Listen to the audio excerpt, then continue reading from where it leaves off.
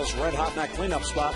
Lyle Overbay, Edwin Encarnacion, and Alex Gonzalez drops down to number 7 despite hitting a home run yesterday. Travis Snyder is in left, and Jose Molina will catch him that night. Well, a scouting report on David Hernandez. Take the 5th, really earned the 5th spot in that rotation. Break the streak. He had allowed a home run in 12 consecutive starts. So we'd certainly like to break that streak today and keep it down right along the same lines with the home runs. In his last 56 innings, he allowed 23 home runs. So keep it down, try to keep him in the ballpark. But he has an outstanding power arm, and he's certainly a lot of fun to watch. Kind of amazing. The last time he made a start and he did not allow a home run, it was at Fenway Park, a ballpark that you believe and think that, hey, it's a home run haven.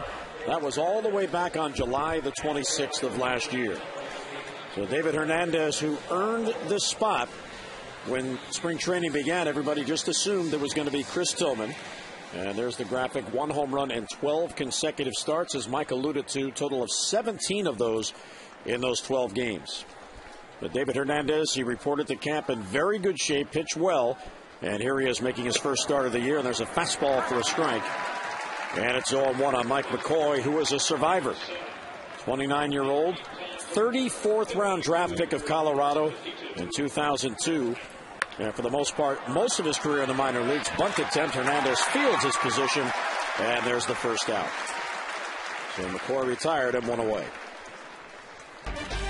Let's take a look at the Orioles defense this evening. And Nolan Rymel will be out in left field. And Jones in center, Markakis in right, around the infield, left to right. Tejada is Torres, Lugo, and Wigington. And behind the plate, Matt Wieters. And Julio Lugo in place of Brian Roberts, who is sitting it out again with the abdominal strain. Lugo did make a start in Tampa. He started at shortstop in the final game of that 3-game series. Jose Bautista will take ball 1. One-time Oriole who has traveled around, found a home in Toronto. 3 for his first 15. But he had a big at-bat in yesterday's game. His sac fly in the 9th inning against Mike Gonzalez brought in the eventual winning run. Had a couple of base hits earlier on. Curveball slips inside. Did a good job yesterday leading off innings. Take a look at his last pitch. Just a spinner of a slider from Hernandez. There's a good fastball. The one thing about David Hernandez, of all the young pitchers that the Orioles are counting on, and those who are here and those who are coming, he's the guy with the power arm. He has the velocity that you can't teach. He's added a little bit of movement to it. He used to be pretty straight. And he gets Jose Bautista. So David Hernandez wearing his new uniform number. You see number 29 there on his back. Last year wore number 63, and he gets a strikeout. A little better slider, still not probably where he wants it. If you watch his reaction, he knows he really hung it and got away with one, really, and turning away. Not to let the hitters know. He's listed at 240. Appears to be thinner to me. Here's Adam Lind, dangerous hitter, off to a good start, 5 for 15. Brings a 2-game hitting streak into tonight's game and takes ball 1. Listed as 240. What do you list it as? You mean my own individual weight? Well, we don't talk about your TV weight. It's probably still higher than I would like, or my physician would like. We're working on that. 1-1 on Adam Lind with 2 outs and nobody on. That ball's ripped to right field over Markakis, and it will bounce against the wall. Markakis plays the carry. He'll fire back in, and Adam Lind will hustle in with a 2-out double. So Nick didn't have time to get back on that ball. It was hit so hard, and Adam Lind in scoring position. Let's take a look at his last pitch, sinker, low middle of the plate, probably a little bit too much to the inside part of the plate, right on the button by Lind. Kind of hung up on Markakis, so he might have had a better shot at second base. Adam Lind extends his modest hitting streak to 3 straight games, and here is Vernon Wells, who may be off to the best start in the American League this year. Not only has he hit in all 4 games, he is first in home runs, and he is tied for first in RBIs. And he takes a pitch high, I guess, split the plate in half, 1-0. He had off-season wrist surgery, which seems to have really helped, and also nothing like a fresh start, coming off a bad year. We only had 15 home runs and I think 64 RBIs. Only Alex Rodriguez with more home runs since 2002 against the Orioles. And the slider misses low, ball 2. Vernon Wells, a career Blue Jay. He's really the last guy left. You think of the teams that they've had. Roy Halladay's in Philadelphia. Alex Rios was allowed to go on a waiver claim to the White Sox so they can get rid of the contract. And Vernon, with his big contract, is still there. Hernandez trying to get out of the first. 2 outs and 1 on and 3-0 on Wells. And there's a foul straight down at the plate. Green light, 3-0, 94-mile-an-hour fastball. Tremblay hoping that David Hernandez can give him a quality start tonight and get as deep in the game as possible. It was yet again a topic with the reporters before the game with Dave as he met with the reporters. 3-1 is high, ball 4, and there's a walk to Vernon Wells, so 2 on with 2 out.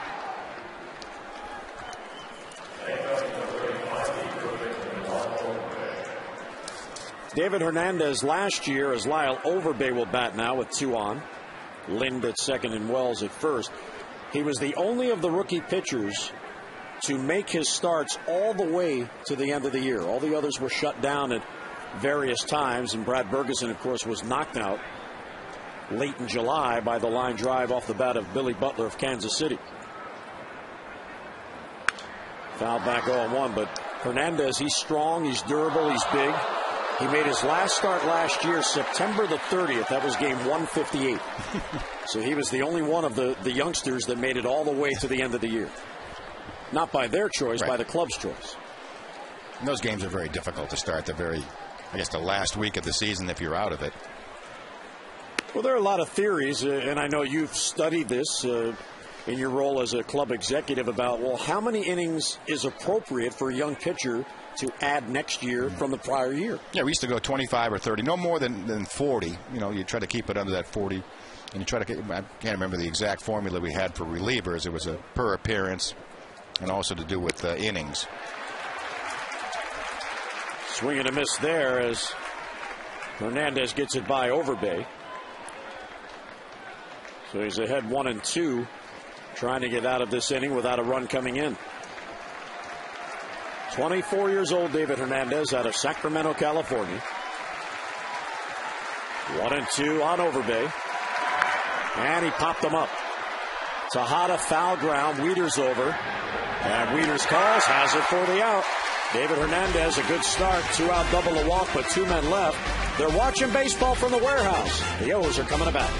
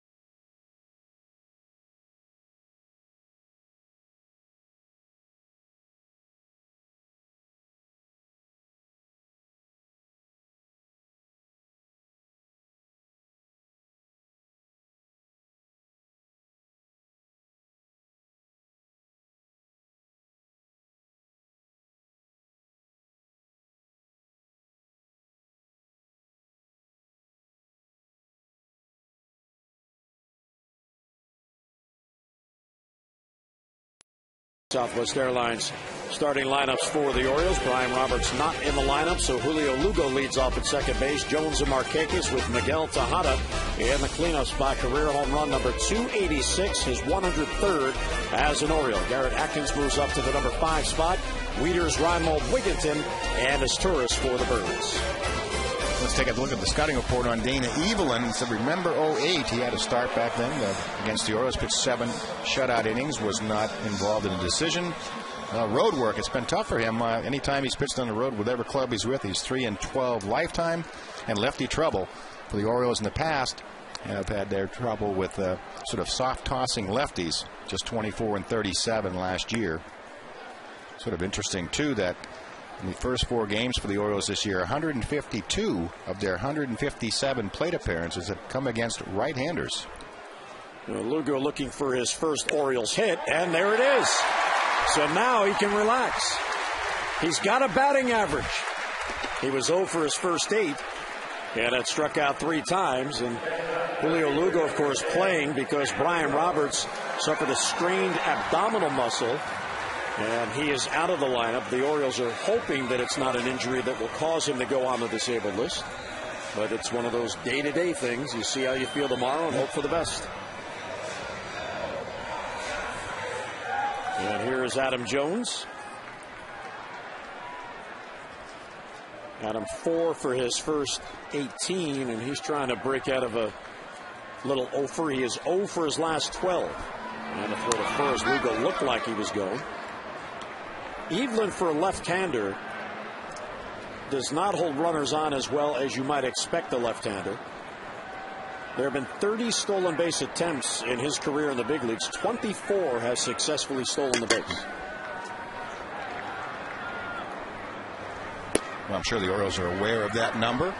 So they try to do a little bit of a slide step. Many times with a left-hander, if you have a poor move and the other team knows about it, it really happened to me when I first came to the big leagues, that they will go on first move, have your read, and can have a lot of success against the left-hander. The one with a good move or decent move can really, nullify or end the running game. Lugo thought about going there, and then he stopped. Arthur Rhodes was that way as a starter. It was one of the reasons Arthur Rhodes couldn't have been a starter. He couldn't hold runners at all, and left-handers would get an early lead. Anybody that got on second base would pretty much walk to second. Well, as a left-handed pitcher, if you don't have a move that is acceptable, is it easy to learn that or not? It is not easy. It takes a lot of practice. I know we talked a lot about Mike Cuellar in yesterday's game. Jones towards the gap in left center field, moving over to Snyder. And the left fielder's there as it hung up for him. And one away here in the first inning. Lugo back to first. Let's take a look at the Blue Jays defense. Snyder in left, Vernon Wells in center, Jose Batista in right, Encarnacion, Gonzalez, McCoy, and Overbay around the infield with Molina behind the plate this evening. Jose Molina, not Benji. One of the many flying Molina brothers. Here's Nick Markakis. Nick batting at .231, but he has drawn a walk in each of the Orioles' first 4 games. And last year, that was something that he didn't seem to be getting as much as he was in the past, and part of that was because he seemed to be the guy on the team that they would ring him up for strike 3. He would think it would be ball 4, and the umpire would disagree, and he just had a tough year with that. But his batting eye this year has been very, very good. He's been very, very patient, and he's tied for first in the American League with 6 walks and a walk in each of the first 4 games. Lugo on at first with 1 down, no score in the first. The middle game of 3 against the Jays. So what do you think of that move? It's just a quick keep him close and hope he doesn't run move. But again, just to finish that thought with Mike Cuellar, he would spend hours with me in the outfield. We would mirror each other, and I would say, how does that look? Because you want it to look exactly like you look when you go to the plate. That really is the key to it. It takes a lot of practice. Ryan Mattis the other night was able to pick 2 off, and the Rays, in which they seem to have in their strategy, was what you said before. As soon as he moved, they took off. Yeah, first move. Many times that comes from the bench. The manager would just want to try to stay out of a double play situation, and they'll say, just go on first move. You must go. And certainly Mattis, I thought, did a good job. 2-1 on Markakis. Late on the swing there, 2-2. 6 walks in the first 4 games. Get on base. Orioles have batted just .237 as a team over the first 4 games.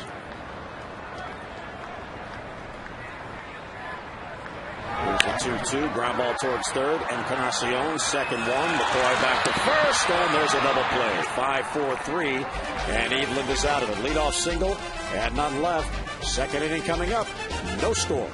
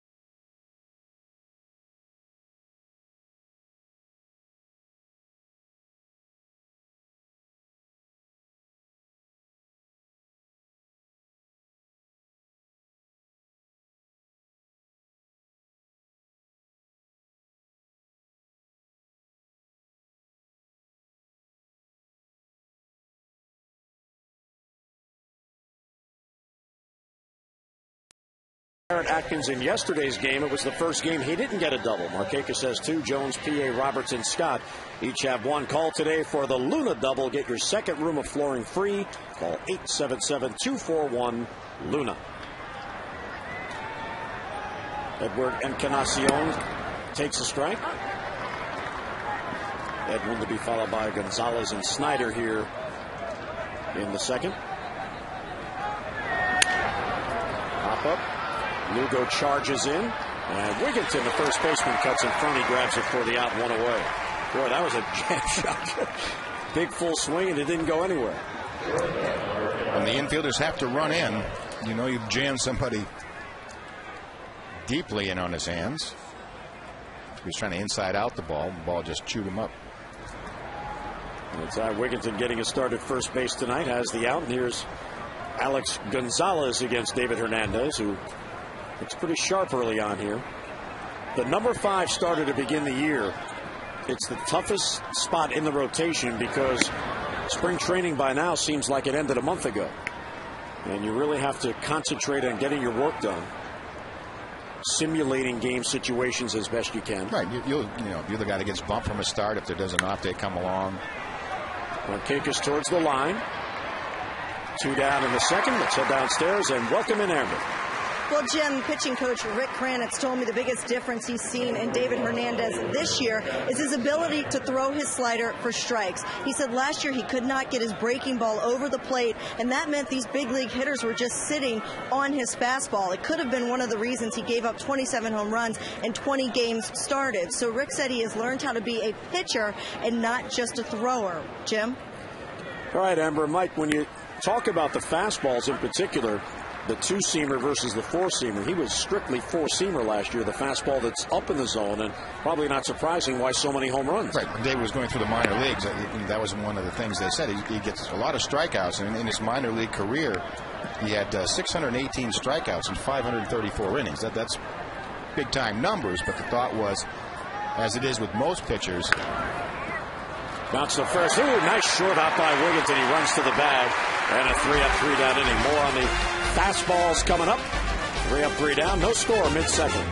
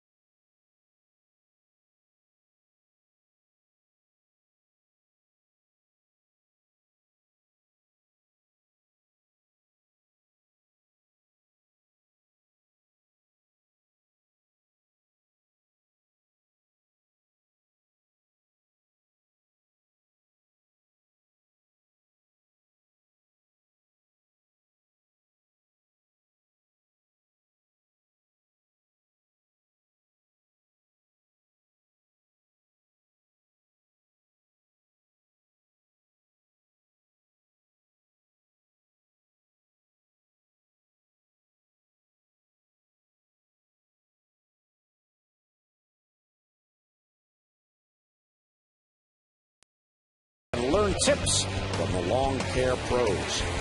Here's Oriole Park at Camden Yards last season. 288 batting average, the most friendly ballpark in the big leagues to get the batting average there. Home runs fourth, doubles fourth, runs per game fourth. 10.2 runs per game. Not a pitcher's park. Nope. The Lowe's home field advantage. Here's Miguel Tejada, Garrett Atkins, and Wieters will follow against Dana Evelyn. And Miguel takes high 1-0. Miguel's first home run of the year yesterday, and all of a sudden he's got 5 RBIs. 4 for 17 on the year, but 3 of the hits came in yesterday's game. And 2-0, and Miggy is moving up the list. He just passed Duke Snider, the Hall of Famer, so he's 201st all-time, and now within 3 of Tommy Davis. So 4 more hits he will crack into. Tommy Davis spent some time in an Oriole uniform. There's a tapper back to the mound. Evelyn runs halfway to first, underhand toss, and 1 away. When you think about those numbers, right now only 200 players, more hits than Tejada in his career, with all the players who have played in the history of the game. Right. That's pretty special company. He's got a couple thousand more than I do. I played 19 years. Yeah, but you didn't play every day, though. Come on, you know. I played a lot. You know, and then they brought that DH guy along, and there you go. Here's Garrett Atkins. And he takes high. Atkins is off to a very good start at the plate. He is DHing tonight. First time this year he is DH'd. And Evelyn right in there. 1-1 the count. At least 1 extra base hit in 3 of the first 4 games, and he is the only Oriole to have a hit in each of the first 4 games. So a 4-game hitting streak. Slowly at the shortstop.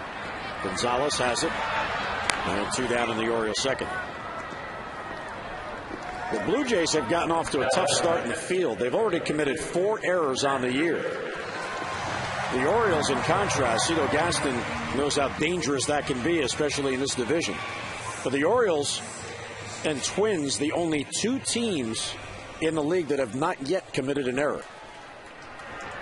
With 4 errors in your first 4 games, that's not an average a manager would like to have, and Cito Gaston wants to see that defense tighten up a bit. Matt Wieters batting right-handed. 4:29 start for Matt. And this is bounce foul past Juan Samuel.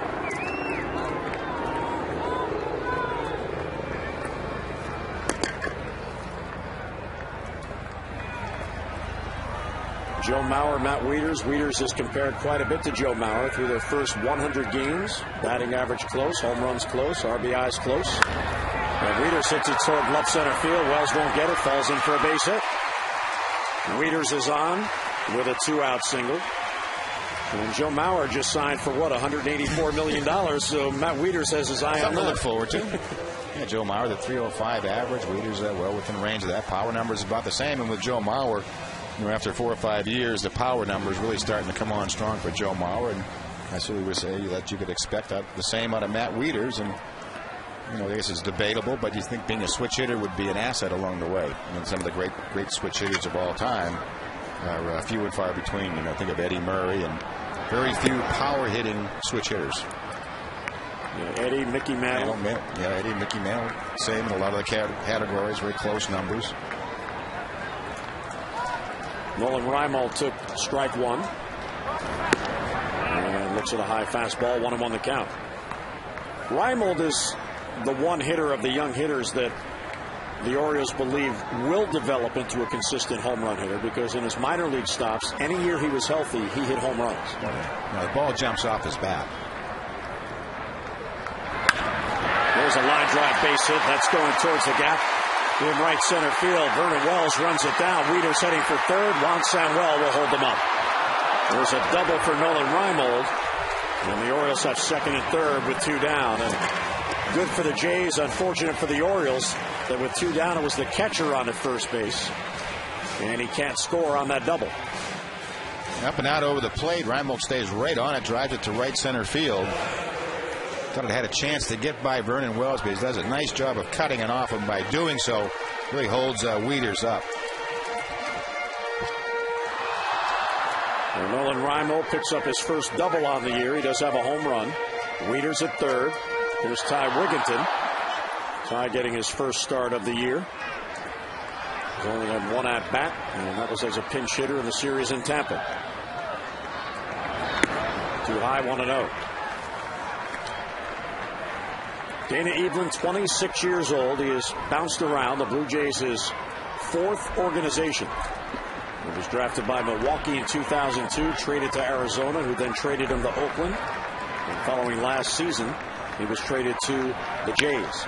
There's a bouncer towards third, and Encarnacion plays the big hop and gets Wigginton for the out, and the Orioles strand two in scoring position. We played two at Camden Yards. No score.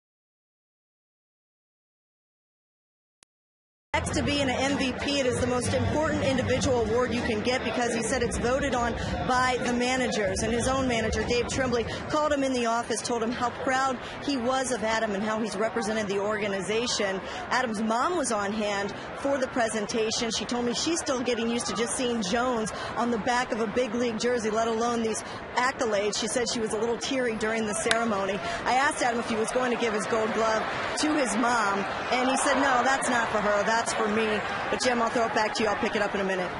All right, Amber, a double by Jose Molina to lead it off. And back to Amber.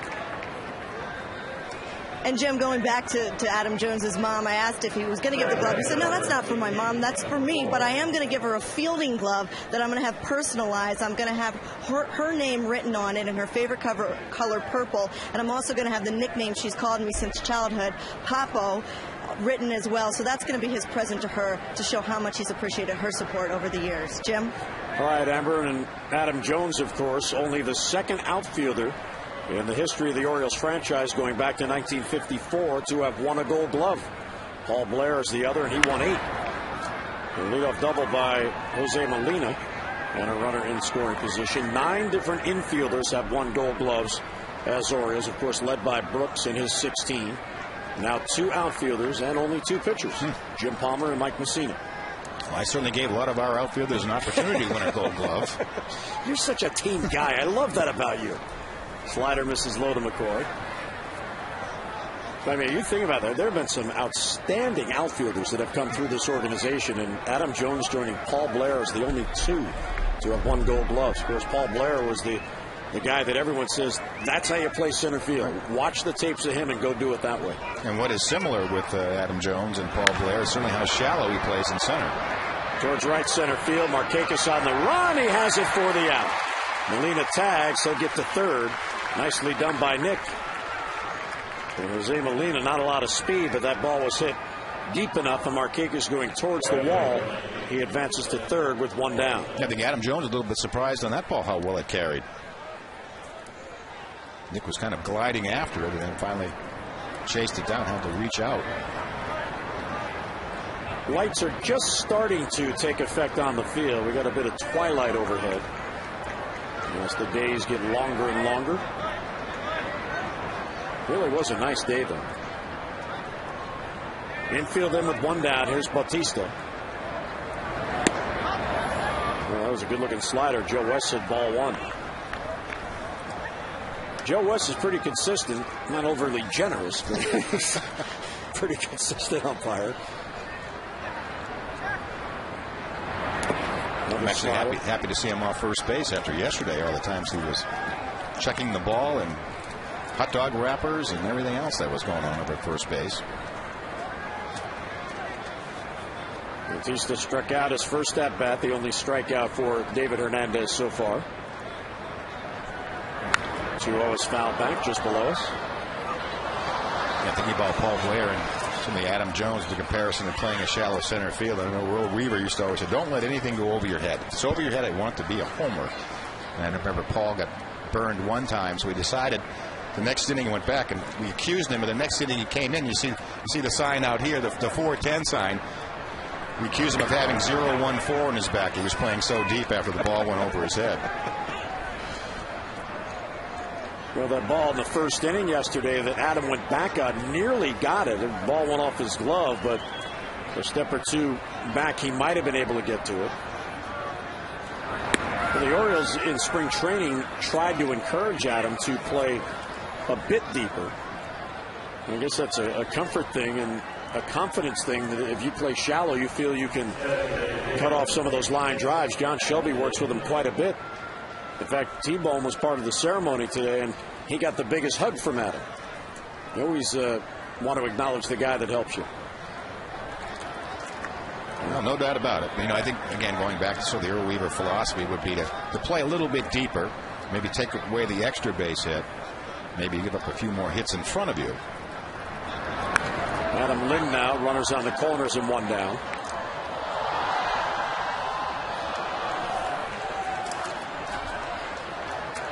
You don't like to put extra runners on for Adam Lind. He is such a dangerous RBI man, but now the double play is set up. Lind last year, 35 home runs, 114 RBIs for the Jays. Check swing, and it's outside, 1-1 the count. Adam Lind is an outfielder, but rarely plays in the outfield. He's 26 years old, third-round pick of the Jays. And it didn't take him very long to reach the big leagues. He was in the big leagues by his third professional season. Grounded foul sharply down the line.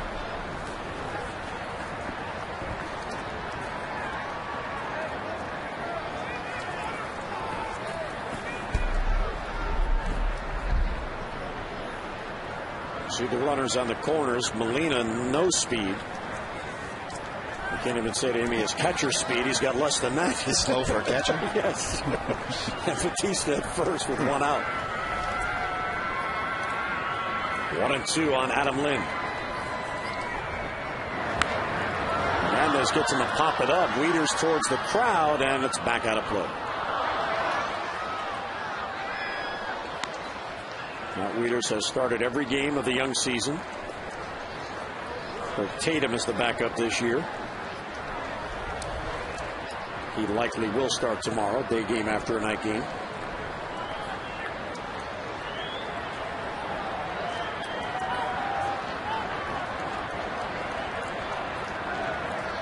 One and two on Adam Lind.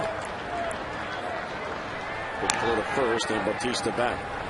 Hernandez in his rookie season with the Orioles last year did not face the Blue Jays. And this is his first career appearance against Toronto.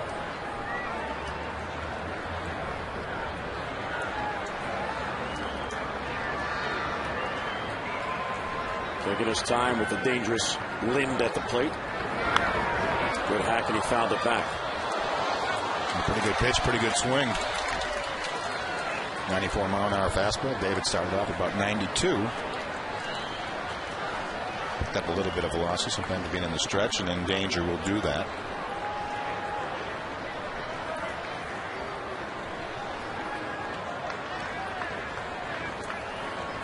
Taking his time, checks the runners. And another foul ball. David last year won against the Oakland Athletics on August the 11th.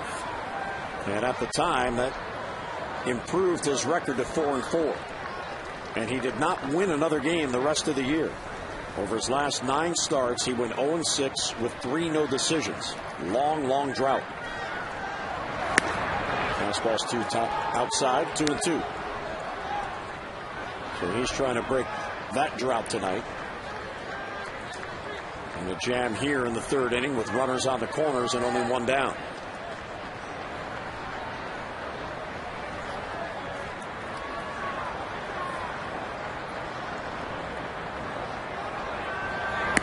Inside ball 3. This is the dangerous part of the Toronto lineup because Rick Kranitz is peering over towards the on-deck circle. He sees Vernon Wells there behind Adam Lind. Sliding over behind the phone. The first thing you do, you go 3-2, you look on deck, and you see Vernon Wells. Hernandez looked at third, looked back to first, and Bautista looked like he was going to go.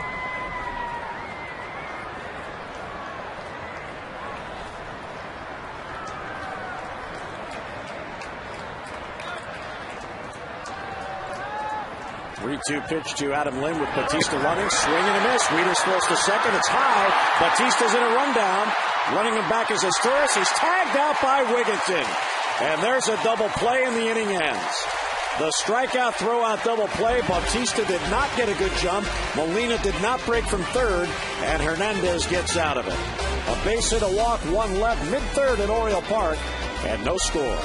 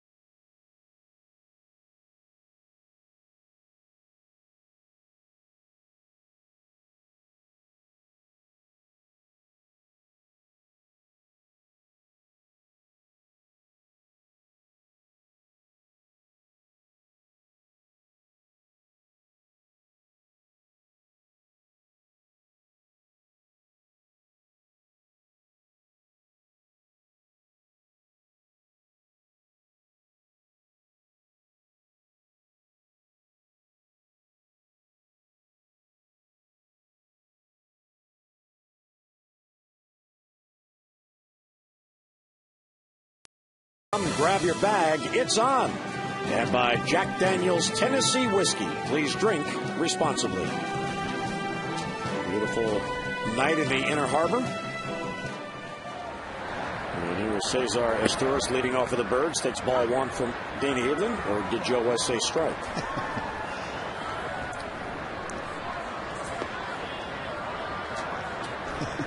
No conversation between Molina and West. I think he was.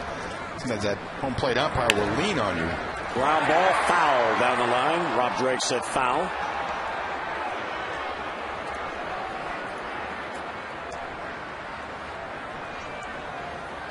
So the count, no balls and 2 strikes. And Molina and West are still chatting it up. He's saying, don't push me. You pushed that one right out of the pocket of my glove. Some umpires and catchers are very chatty. Others just don't want to say anything. No communication at all. Asturias, Lugo, and Jones for the Birds here in the 3rd inning. Fastball misses inside.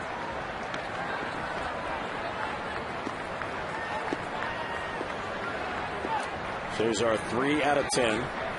Does have an RBI on the year. Check swinging a breaking pitch. And so, it hit him. How about that? So on the check swing, the ball hits him, and Asturias gets on base. Almost like a pretty good swing. I'm surprised they're not asking to check, but a late-breaking slider. Many times as a left-hander, that's what happens. A front-footed will clear, and then he'll break in and catch him on the back leg.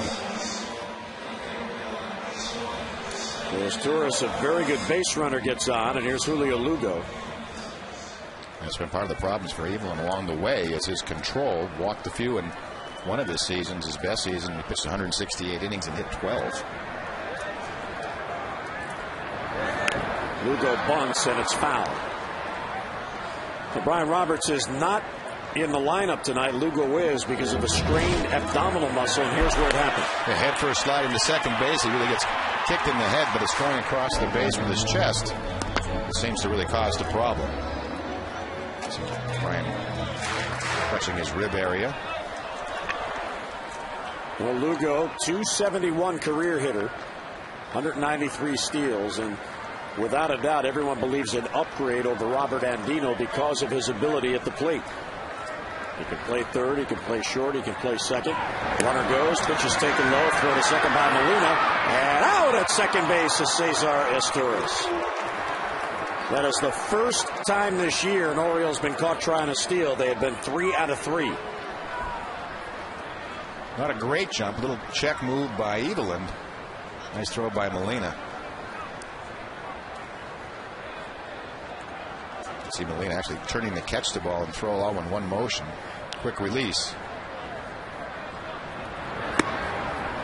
Lugo takes outside, ball 2.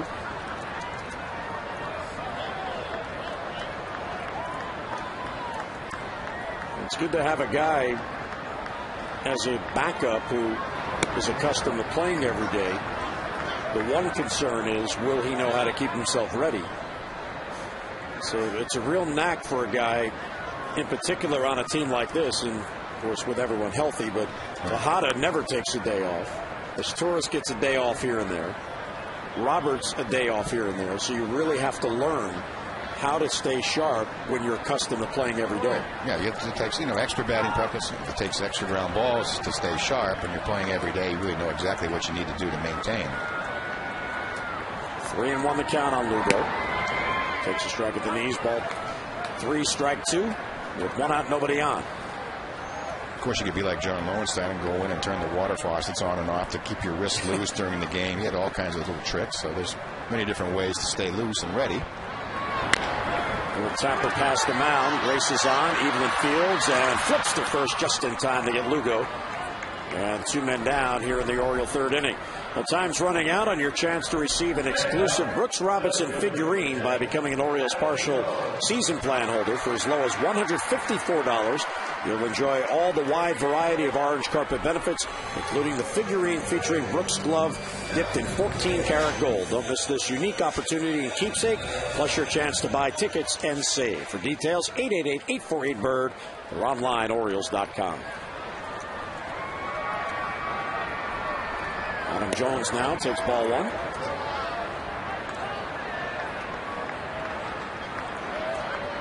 Here's Adam's mom, Andrea Bradley. And she was very emotional as Adam was given his gold glove before the game.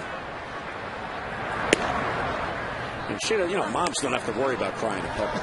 She didn't have to hold back her tears. I thought there was no crying in baseball. Well, moms are allowed. Moms are allowed. Okay. There's a bouncer and a diving stop by Overbay. The race is on. Evelyn gets there ahead of Jones, and the inning is over. For leadoff base runner, none left. We play 3 on a beautiful night in the harbor. J's and O's scoreless.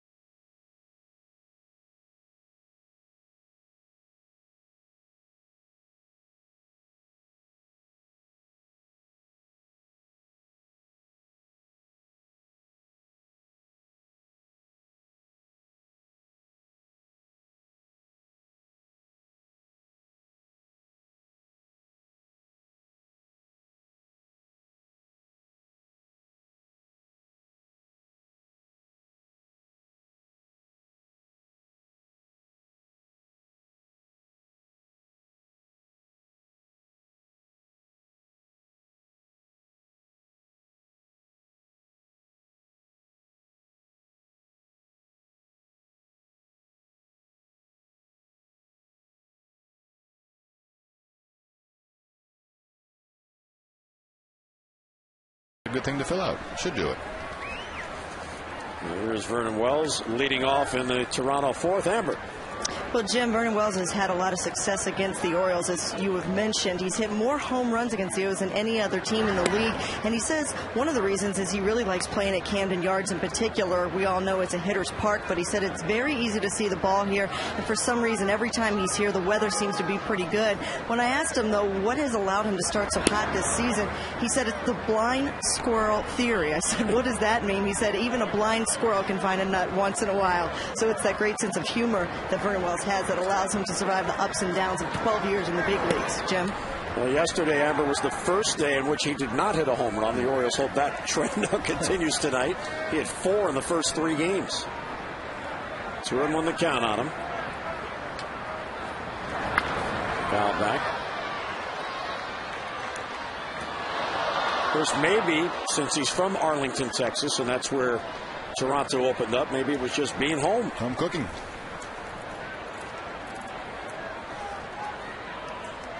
Last year, 15 home runs and 66 RBIs. He's had 3 100 RBI seasons. And he's had 6 seasons in which he has hit 20 or more home runs.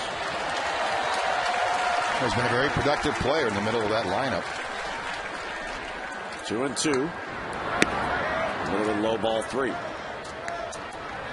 I think one thing he's trying to do, as you can see here, is work the count. Last year he was ranked 4th in the league with the fewest amount of pitches seen. Payoff pitch. He got him. Hernandez gets Vernon Wells a swinging strike 3. And 1 away here in the 4th inning. So the pitches by inning, the even innings so far, very efficient. Very efficient. Wells upset with himself, chasing a straight changeup. You can see him turn it over actually in his hand. Pretty effective pitch, and Wells expands the zone. That's one thing the Orioles have not done to Wells in the series is give in, throwing fastballs and fastball counts. They have stayed away from being predictable. It's been a pretty good game plan. They obviously knew he was red hot coming in and was the focus, I'm sure, their team meeting. Lyle Overbay takes strike 1. Swings through it, 0-2. Overbay popped up foul to catcher Matt Wieters, his first at bat.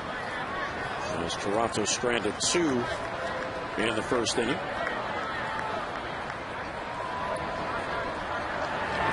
Check swing. Did he go too far? Yes, he did. Joe West points. Wieters will get it to first base. So there's another strikeout. That's 4. And Hernandez has struck out the last 3 batters.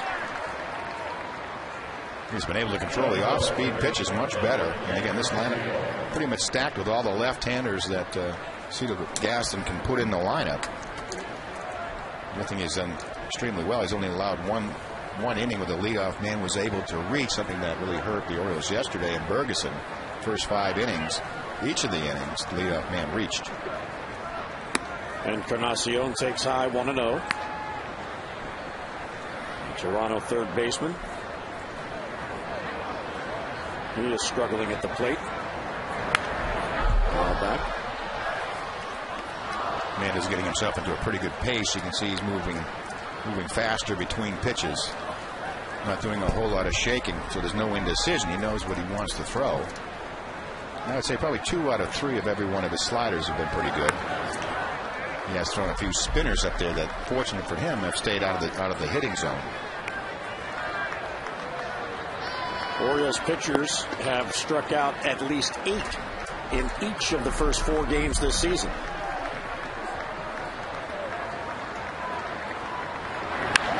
Line drive to left field. On the run is Reimold. He knocks it down. Encarnacion is thinking to and then puts on the brakes. So a 2-out single by Edwin Encarnacion. In the 4 games so far, 9, 8, 10, and 8 strikeouts by Oriole pitching.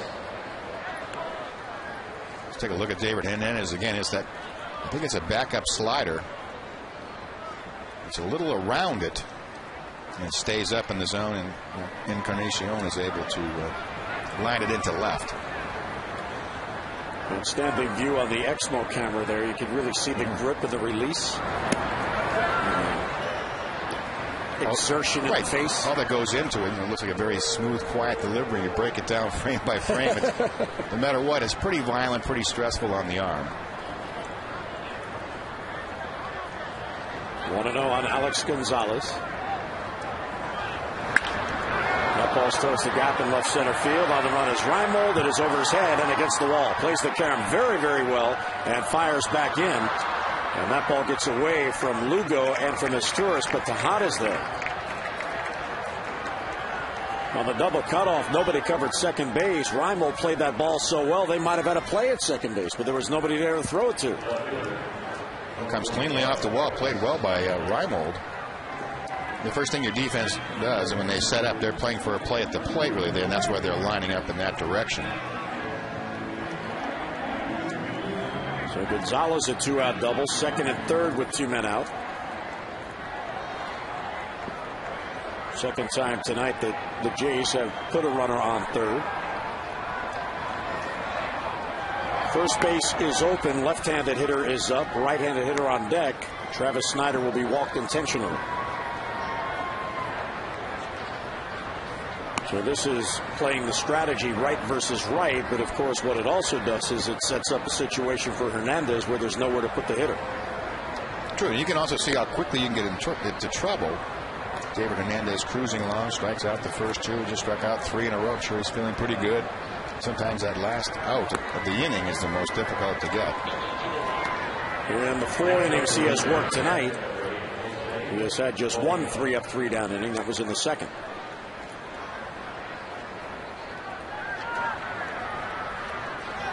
And here's Molina, who doubled his first at bat. It was a long fly ball right down the right field line that reached the warning track, and it bounced into the area by the garage door down there that the grounds crew uses to get its equipment on and off the field.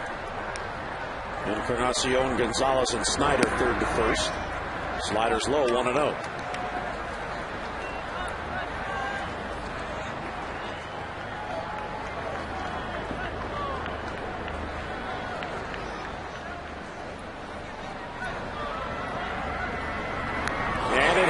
Forces in a run. So there you go. You walk the batter ahead of him to set up the matchup. Nowhere to put him. And the hit batsman forces in a run. Encarnacion scores, and the Jays have the lead.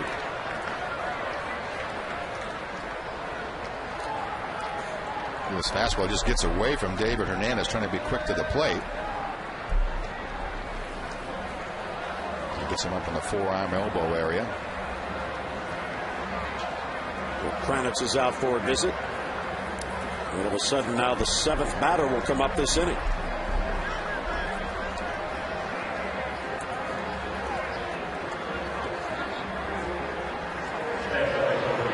Pitch is up to 66 now. A 22-pitch inning. And what's the formula you pitching coaches look at? Anything over 20 is not good. Oh no, 20 is not good. You like the real good ones are around 13, 14. Maddox used to be 13, 14 an inning.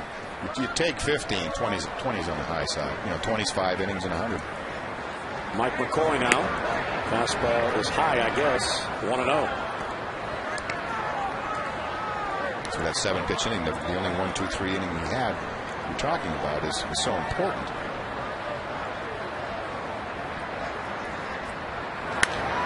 Fly ball center field, playable for Adam Jones. Hernandez will get out of it. And Jones has it for the out. So after all that, the Jays settle for a run and leave the bases loaded. Mid-4th, Markakis, Tejada, and Atkins coming up.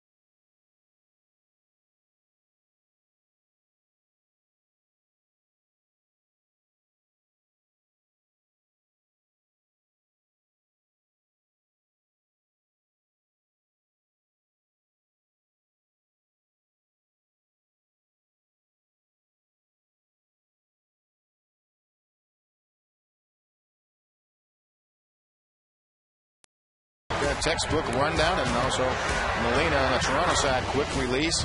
But Cesar's TOR, so catcher's doing a nice job. Tonight's game flow brought to you by Mitsubishi. Test drive one today at the Dare to Compare sales event. Pure West talking with Nick Markakis and Jose Molina. Joe's chatty tonight. He is. It's the first baseman didn't give him enough airtime yesterday.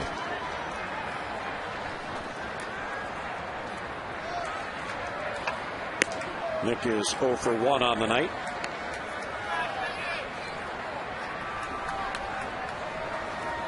So the Jays got a run, but Hernandez got out of it without any further damage.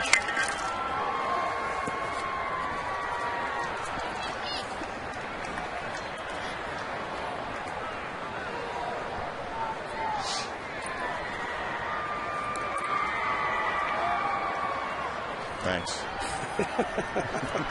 I didn't know what to get you. 1-1 to count. It's outside ball 2. Tejada and Atkins will follow. This is Dana Eveland's first appearance at Oriole Park. Mike mentioned he had only faced the Orioles once in his career, and that was at Oakland. It's a fastball by him. So far, he's done a pretty good job of mixing his pitches. He allowed the 3 base hits. Changes speeds pretty effectively. Markakis the only left-hander in the lineup. It was the only other appearance back in 2008. It stays alive, fought that one off. It's amazing how in this game we are enamored with velocity. And it's guys like this that can change speeds that really drive you crazy. Oh, absolutely. It's pitching. It's the changing of speeds, reading the hitters. Another foul ball straight back. And frankly, this year the Orioles just haven't seen any left-handers. That one graphic I think coming into the game where 152 of their 157 plate appearances have been against right-handers.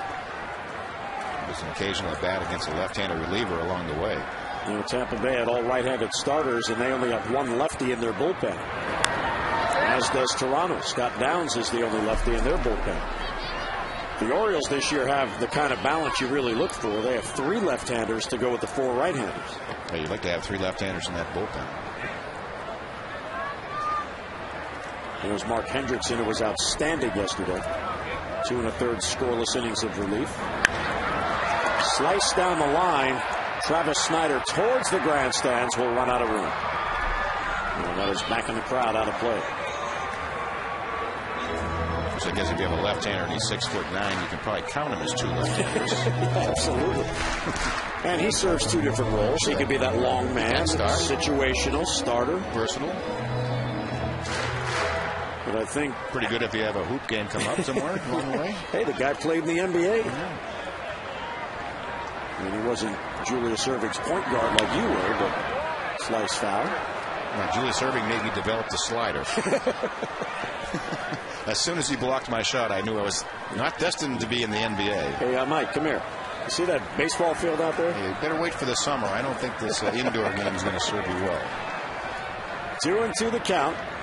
Markakis, who's really battling Dana Eveland here, leading off in the Oriole 4th. Now back again.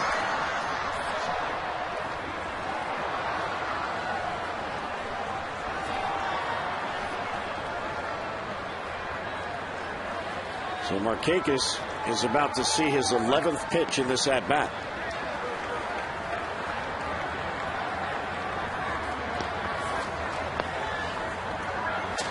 Another 2-2 is outside, ball 3. Terrific bat by Markakis. Again, talk about pitch count. You know, one hitter taking an 11 or 12 pitch at bat.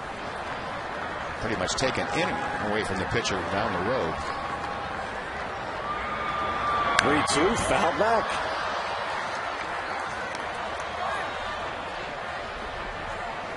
I'm not sure if Eveland has any other pitches. You really almost go, a little bit brain dead when this is going on. You're not sure what the right pitch is, and Markakis is just swinging sort of at the thrown ball. I don't know if there is a correct pitch. You just try to throw a strike. Another 3-2 for Markakis. And he walked him. So Nick wins that battle, the patience, and he gets another walk. So he's walked in each of the first 5 games. Well, tomorrow, the O's and Jays close out the 3-game series 135. And the first 10,000 fans receive a plush cow presented by Chick-fil-A. Plus, tomorrow is the first Junior Orioles Dugout Club date of 2010. Parents, make sure to register your child's kit at Orioles.com. Bring your voucher for your special member-only giveaway item. For complete details, 888-848-BIRD, or get online at Orioles.com. So that is tomorrow. And here are the plush cows. And, you know, I gave one to Mike here. There's yours. Thanks. That's your present. We had a show. Oh, thank you. There we go. These things are the best. And you know what? Yesterday, I had the thrill of the year so far. I was at the warehouse for a meeting, got in the elevator to come back to the ballpark, and the actual Chick-fil-A cow got on the elevator. Yeah. I wish I had a camera. I mean, it was the thrill of the year. These things are great. The kids love them. Your dogs love them. Oh, dogs are Yeah. In fact, I have 2 dogs at home, so You're going to make them happy, right? Absolutely. Here's for Bobby. Here's for Sadie. I'm taking my present back from you. Meantime, it's 0-2 on Tejada with Markakis on at first base.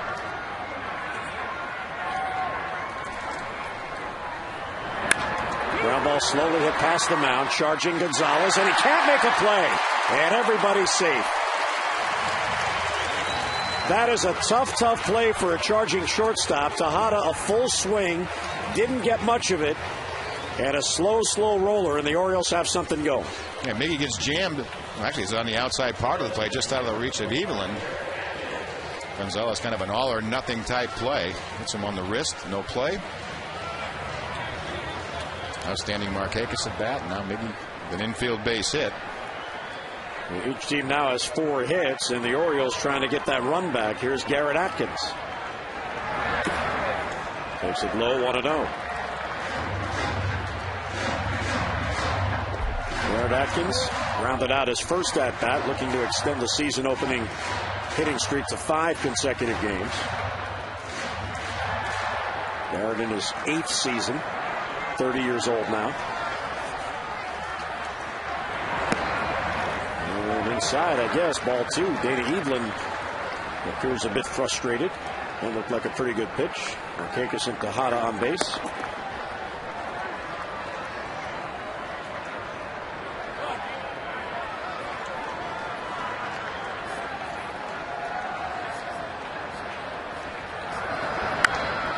Is popped up shallow right, playable for Jose Bautista. Runners will have to hold. Bautista has it for the out, 1 down.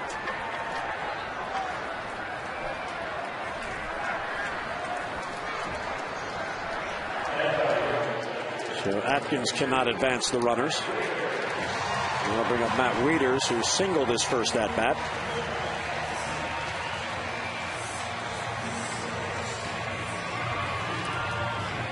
Jose Molina out to the mound. They're having a conference about Matt Wieters, who got that base hit.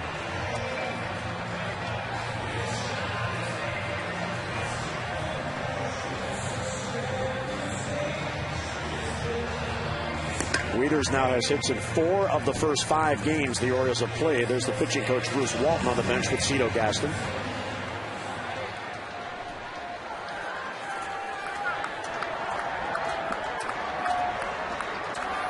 So the Orioles with a chance here. High fly ball to center field. Wells is back on it. Has a play. And on the warning track makes the catch. The runners are trying to advance, and they both do. So the inability for Atkins to advance the runners may have cost the Orioles a run there, but now second and third, and 2 men down. Time now for our AT&T Mobility Trivia question. Let's see what Rod has come up with tonight to stump us. Who are the only 2 Orioles to win the Home Run Derby contest? I know one for sure. I know one for sure. Well, do you know the same one for sure? Well, I know Tejada for sure. I know the other one. Well, who is it? Ripken in Toronto. Skydo. Look at that. Look at this teamwork here. Yeah. And Ripken ended up going deep in the All-Star game that year against former Oriole Dennis Martinez. So I think he hit a 3-runner. So you're already ahead of Jim Palmer, winning the trivia question. Well, I'm sure. Jim won once last year when I think he provided the question. Jim, by the way, is doing much better. I talked to him today, and you could actually understand him. Oh, yeah, I called this morning. Laryngitis is clearing up. He called you early. He's an early riser.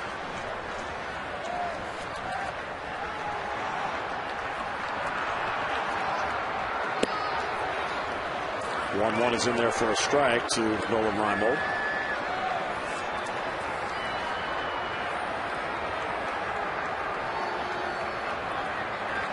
Evelyn trying to get out of a jam. It was a 2-out hit batsman that forced in a run for the Jays against David Hernandez top half of this inning.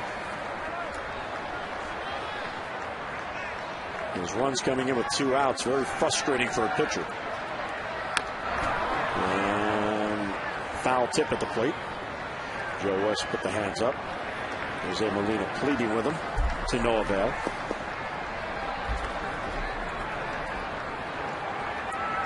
Reimold doubled his first at-bat. Base hit here gets the Orioles on the board and possibly the lead. Tejada at second and Markakis at third.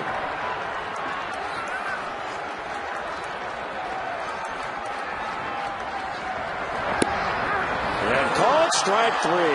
Reimold rung up. First strikeout of the night for Evelyn is a big one as the Orioles strand 2. So the walk, the infield hit, and 2 men left.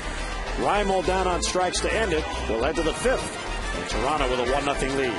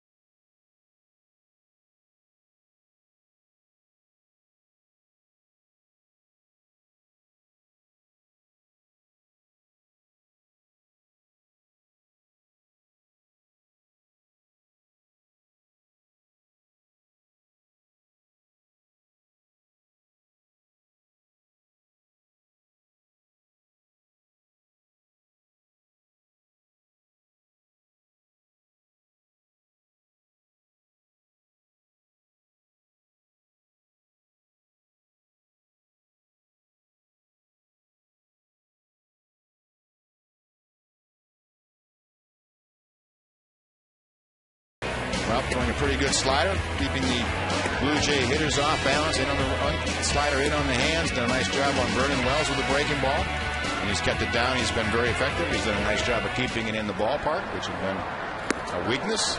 And he's thrown poor sliders like that one right there. They've stayed out of the zone for him. Bautista, Lind, and Wells for Toronto in the 5th. And 2-0 the count on Jose Bautista, who has been up twice and has not yet put the ball in play. He has walked, he has struck out. 4 strikeouts for Hernandez. Swings through that one, and 2-1 the count. Of all the pitchers that were drafted and developed by the Orioles on their current 25-man roster, Hernandez was the lowest of the draft picks.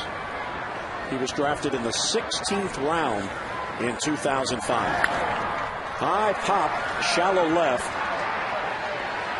Who's it going to be? Miguel Tejada calls off his choice, and he has it for the out. And one down. Don't forget, Tuesday you can celebrate the first T-shirt Tuesday of 2010. There's 10,000 fans 15 and over that night as the Rays are in town. Receive a Matt Wieters Baltimore T-shirt. Tickets start as low as $8. Get yours in advance and save. Call 888-848-MERD or just get online at Orioles.com. That'll be a definite T-shirt you'll want to add to your collection. Adam Lind now. And it's low 1-0. Straight change. But something in common with both starters tonight. Evelyn and David Hernandez, both 16th round picks. Hernandez in 05 and Evelyn back in 02. Brad Bergeson pitched yesterday's ball game out of the 04 draft in the 4th round. Joe Jordan, the Orioles scouting director, 2005 was his first draft. And then goes too far. And Joe has told the story. There's Brad Bergeson, who was drafted in 2004. He was a 4th round pick. But the area scout who found David Hernandez wanted Joe to see another player in the Sacramento area. And when Joe was out there, he said, well, while you're here, why don't you come see this right-handed kid at this junior college? I think you might have some interest. And Joe saw him, liked his arm. He was still around in the 16th round, and they took him. And here he is in the big leagues. One thing I'm proud of is bringing Joe Jordan on board here with the Orioles. And he's done a terrific job with some of the picks down in the draft. Adam Lind skies it towards the line. And there's Lugo over in foul ground to grab it for the out.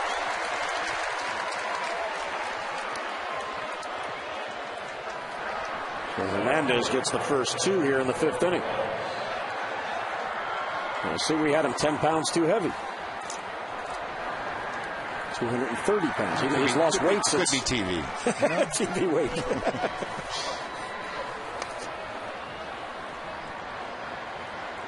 How much weight does high definition add? 15 pounds? So traditional TV weight was 10 pounds as Vernon Wells pops it up. And over there is Wigginton, and he's got it for the out. So 3 pop-ups to infielders, and Hernandez has a 3-up, 3-down inning. Mid-5th, Toronto with a 1-0 lead.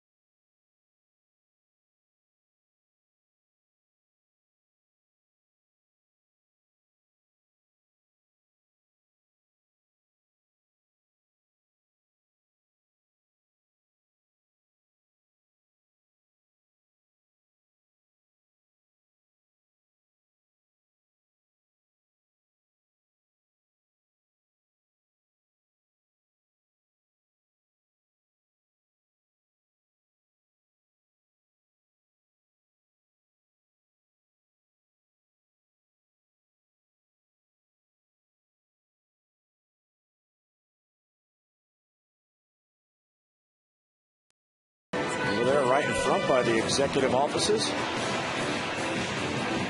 Boy, you know you're big when you got a poster on a warehouse. This is true. Ty Wigginton will lead off as Turris and Lugo will follow against Dana Evelyn. Ty takes low, 1-0. Amber.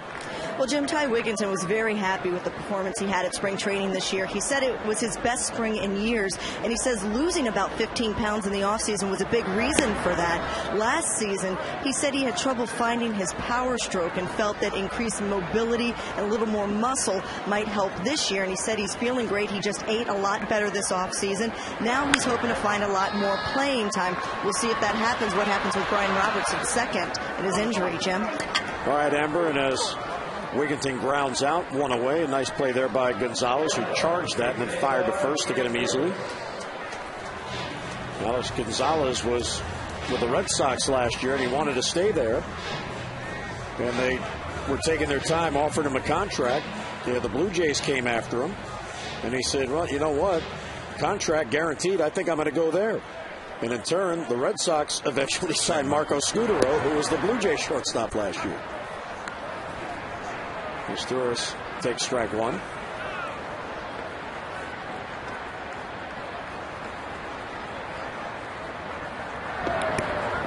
Bounces in there, 1-1 the count.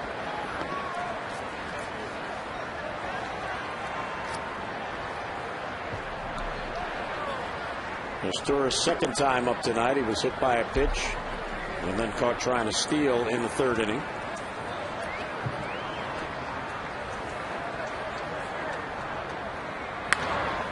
Now back. Evelyn has retired 4 in a row since Tejada's infield hit. The Orioles twice in this game have had 2 men on in an inning. In the second inning, after 2 outs, a single and a double, so second and third with 2 down, they couldn't score. As we peek in from center field, slowly hit towards short, charging Gonzalez, throws on the run, got him, and 2 down.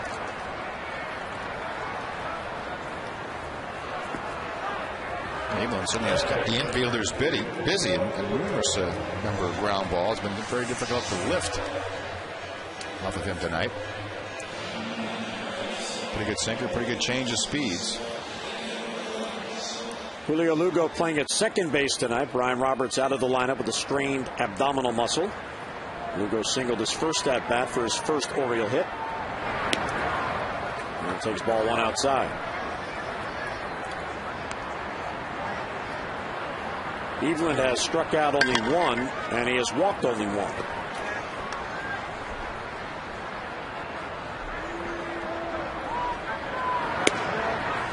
Good eye by Lugo, ball 2. To his, just his 70th pitch. Pretty good pace.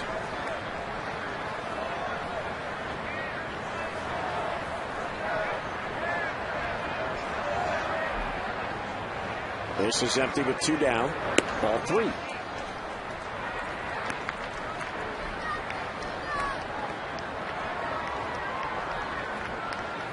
Evelyn has not had a 3-up, 3-down inning. He did have a 3-batter inning in the third as Torres led off and was hit by a pitch. And there's a 4-pitch walk, and then he was caught trying to steal. Here's a 2-out walk, so the Birds do get a base runner. Those 2-out rallies are just demoralizing. Just cruising right along. Look how the Blue Jays got their run. 2 outs, nobody on. Couple of strikeouts. Look like it's going to be an easy inning. A single, double, intentional walk, hit batter. Can all come apart pretty quickly. He retired the 8 and 9 hitter in the order. The leadoff man gets on. So Evelyn now will go to work on Adam Jones, who is trying to snap out of an 0 for 14. He was grounded out and flied out.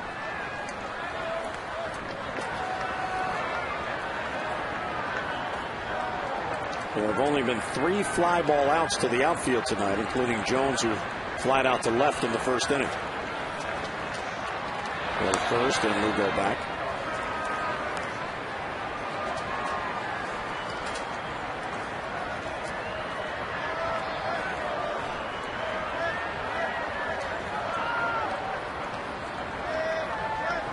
Lugo a very small lead. Jones swings and skies it to right. Very playable for Bautista.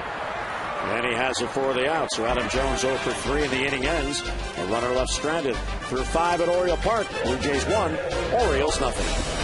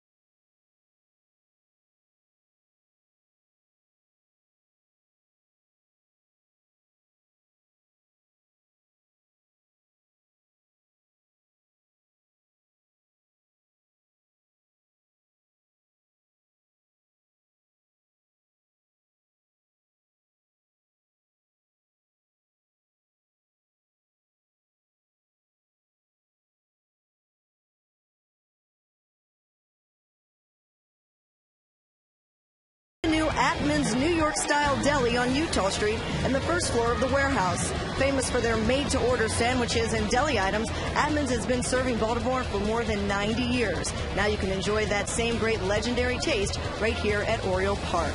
Jim? All right, Amber. Hey, Mike, you got any contacts? Did they deliver? I don't yet, but I intend to. That looked really good. Have to find my way over there. Maybe they deliver. Maybe Demper can go pick us up a sandwich. There's Lyle Overbay against David Hernandez in the 6th. And Encarnacion and Gonzalez will follow. Ball high, 1-1. Hernandez last year, there wasn't much of a difference batting average-wise whether they face right-handers or left-handers. Left-handers batted .280, right-handers .297. His pitch total up to 81 at this point. High of 24 and the low of 7.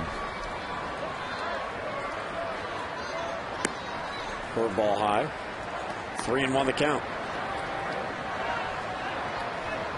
Hernandez last year had 68 strikeouts to 46 walks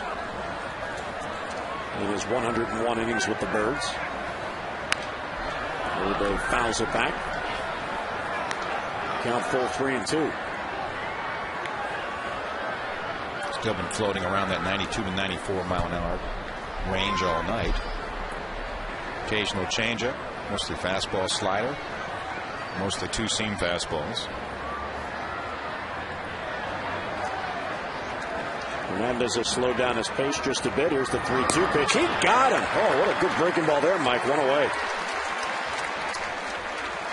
That's one of those situations, you know, it's do or don't. The hitter's certainly not expecting an off-speed pitch.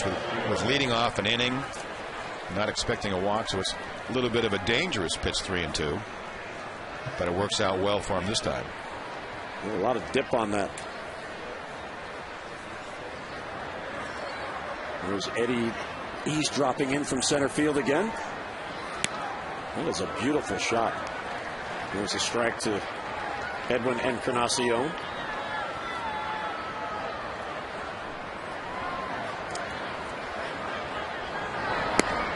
Fastball misses low, 1-1.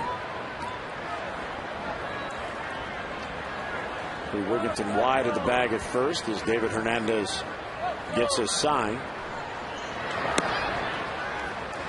Good looking pitch there and take it for a strike. It stays on the inside part of the plate.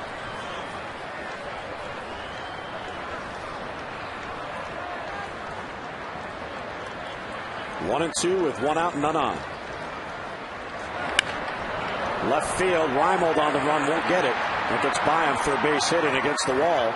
Reimold firing back in, and Encarnacion will pull up at second base with a double. So that one got too much of the plate, 1-2, and Encarnacion has his second hit. Reimold trying to cut it off. Unable to. Once it gets by, you know it's going to be an easy double. It's a long throw for that left-hander, that left fielder, down in that corner to second base. Maybe the toughest field at Camden Yards to play is that left field. Very expansive. Not much foul room. Here's Alex Gonzalez now with a runner in scoring position.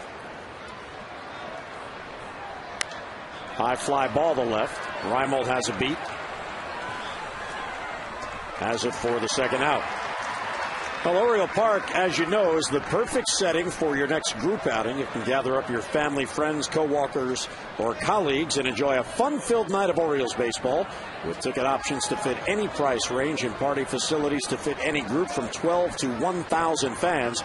Oriole Park can make your group outing an experience that you'll never forget. For more, just call the O's at 888-848-BIRD.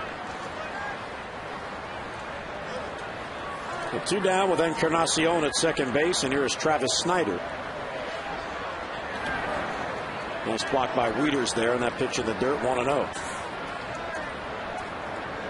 Snyder was walked intentionally with two men down to load the bases in the fourth, and then Jose Molina, the next batter, was hit by a pitch, and that forced in the game's only run. Edwin Encarnacion on at second base, now with two down.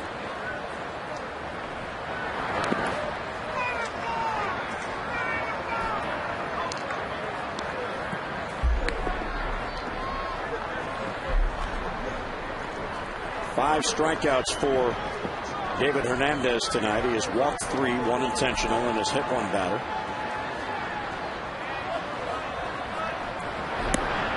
A little bit low, ball 3.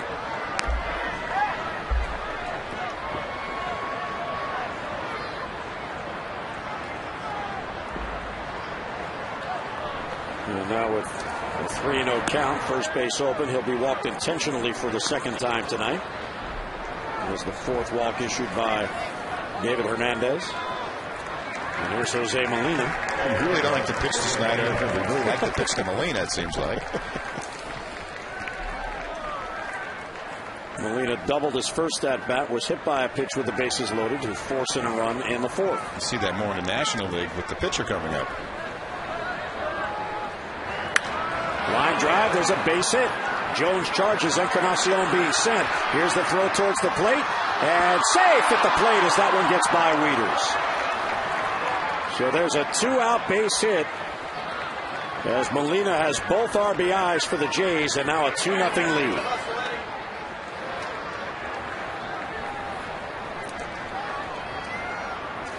Miguel Tejada is over at 3rd. It looks like the Orioles want to appeal. And safe, says Rob Drake, that Encarnacion did hit the bag on the way by. Let's take a look at the Molina jumping on the first pitch. Clean single in the center field. Adam Jones. It's a low throw, stays down. It's a couple of pretty favorable hops. So both runs coming with 2 men down in the inning. Slider taken outside by Mike McCoy.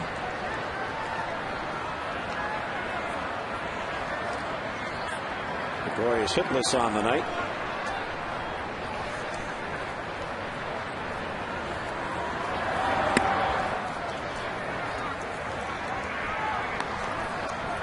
Jason Birkin now is getting loose. He is the only reliever not yet to get in the game this year.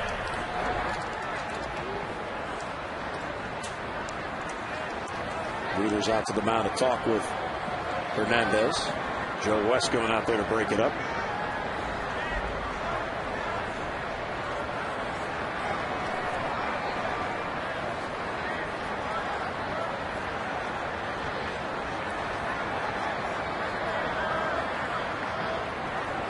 Hernandez has struck out 5 in this game. He's now allowed 6 base hits. There's a fastball right there for a strike. Mike McCoy, 29 years old. And finally in the big leagues. 34 round selection. Ground ball towards short. Masturis is there. He'll go to second. There's the final out. And the inning ends. Jays settle for a run. 2 hits and 2 left. Bottom of the 6th coming up. The Babe. The Birds down by 2.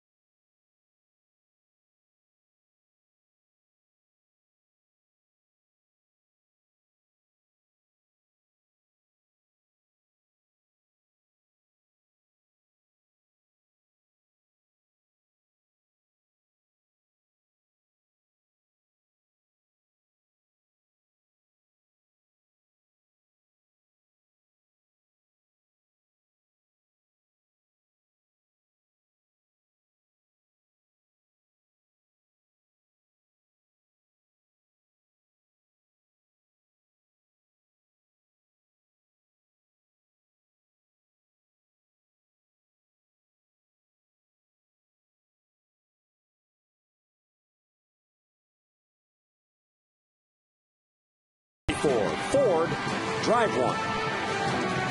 Markakis has a poster. Matt Wieters has a poster. And the Orioles need some runs. Toronto with a 2-0 lead. Markakis, Tejada, and Atkins, 3, 4, and 5 against Dana Eveland, who has quieted the Orioles tonight. We talked about Eveland's only other start against the Orioles, a 7-inning shutout. He's got another one going. Then a member of the Athletics. He's in his first season with the Toronto Ball Club. Ball low, 1-1. It's one of those unique things in baseball where there are certain pitchers who dominate certain lineups and certain hitters who dominate certain pitchers. Fisted past the mound, charging Encarnacion, barehanded pick up the throw, and out at first base. Nice pick up there by Overbay, who was able to get that bounce. Nicely done on both ends and one away. Yep. Keeping on the hands of Markakis. This ball has a lot of spin on it. Nice play by Encarnacion. Nickens down the line extremely well. Nice pick on the other end by Overbay. You go back to the scouting report at the beginning of the game. Remember 08 when he threw that 7-inning shutout against the Orioles, and also the trouble he had on the road. Seems to have figured that out today. And again, the lefty trouble the Orioles had has continued so far tonight with just 4 hits and no runs on the board. Miguel Tejada now with 1 out, nobody on. Ball 1 outside. Tejada an infield hit in the 4th inning. His 5th hit on the year and his 4th on the homestand. Ground ball towards short. Gonzalez is there, plays the hop. 2 down.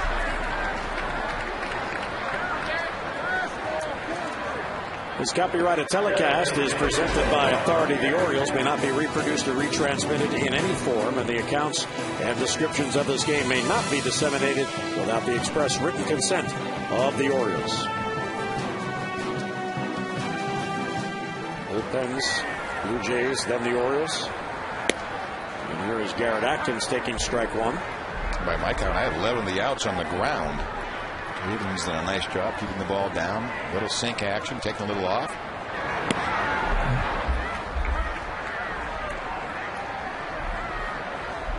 Atkins 0 for 2, including a ground out to shortstop.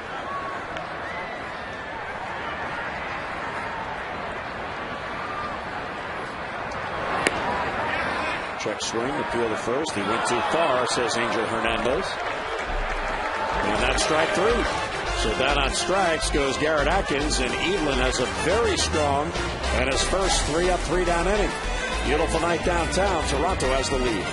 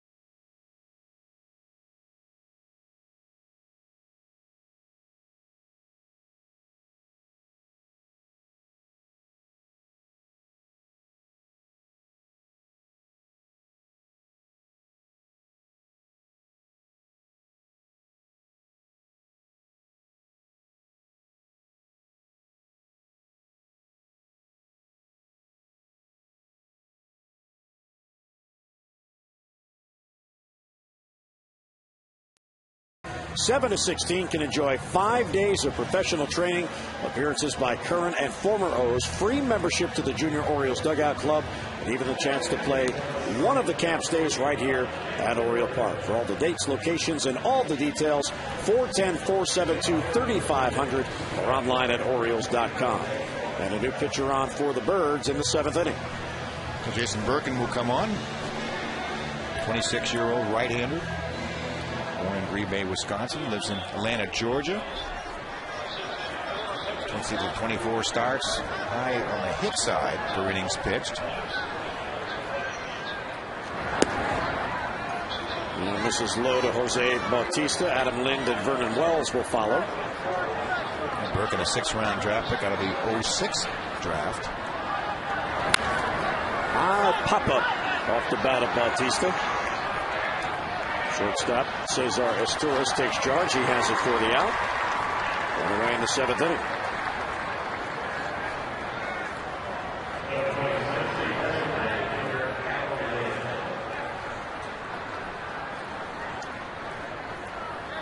Adam Lind now will come up. The 2 hitters in the lineup that did in David Hernandez, Edwin Encarnacion and Jose Molina. Encarnacion has 2 hits. Each time he got a hit, he scored and was driven in by Molina. Once on a hit by pitch with the bases loaded, the other with a 2-out RBI single. Both times Snyder intensely walked to get to him. All the damage coming out of the bottom of the lineup for the Blue Jays tonight.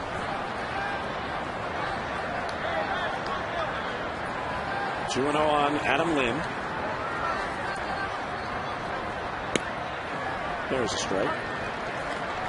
So Jason Birkin becomes the final Oriole pitcher to get into a game. David Hernandez made his first start tonight.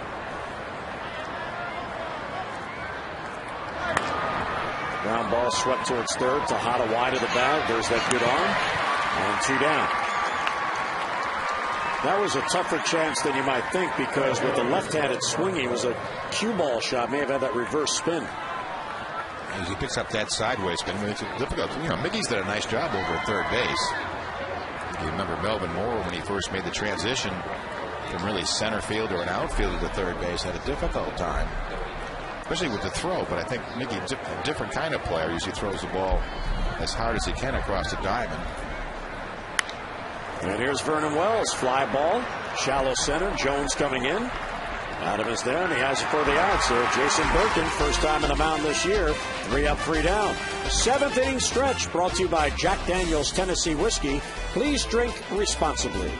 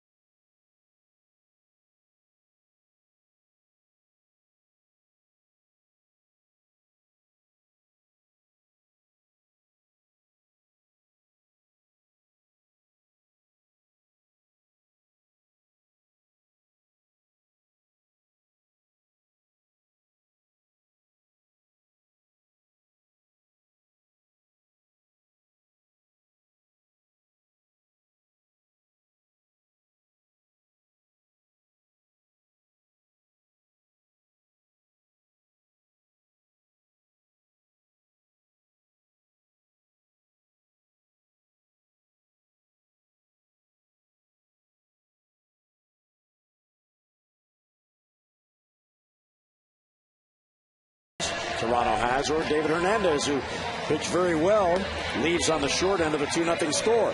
Text in your vote now and have your voice heard, A, B, or C, to 51862. What do you think it's going to be? I'm going to guess David Hernandez. I would say you're going to be right. The hometown vote.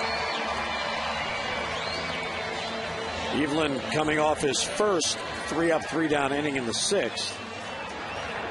Has retired 9 of the last 10 batters. Only Julio Lugo's 2-out walk in the 5th, spoiling that stretch.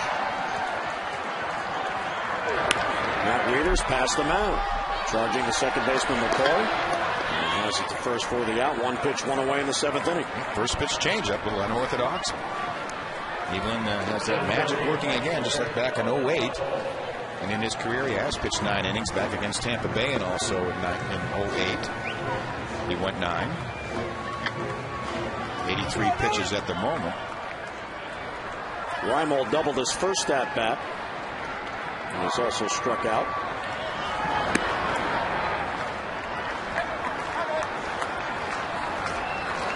Nolan now has hits in 3 of the 4 games he has started. The only game he didn't start was the season opener in Tampa. High fly ball to right. Playable for Bautista. They really have been in a difficult time centering Evelyn tonight. You know, see, they're a little bit late. It's a lazy fly ball. They're a little early, and it's a rollover ground ball to the infield. With 2 down, here's Ty Wigginton. This might be one of those nights where you hope they go to the bullpen. Try somebody else. Yeah. Somebody that throws hard. Has to drive the pitch count up. That 85 frightens me. Quick inning here. He's at least back out for the 8th. And Ty Wigginton takes strike 1.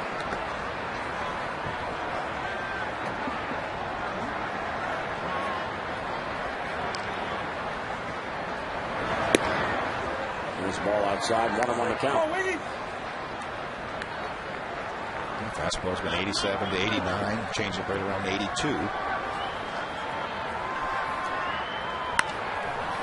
Towards right center field, not that hard. And in on the ball is Bautista.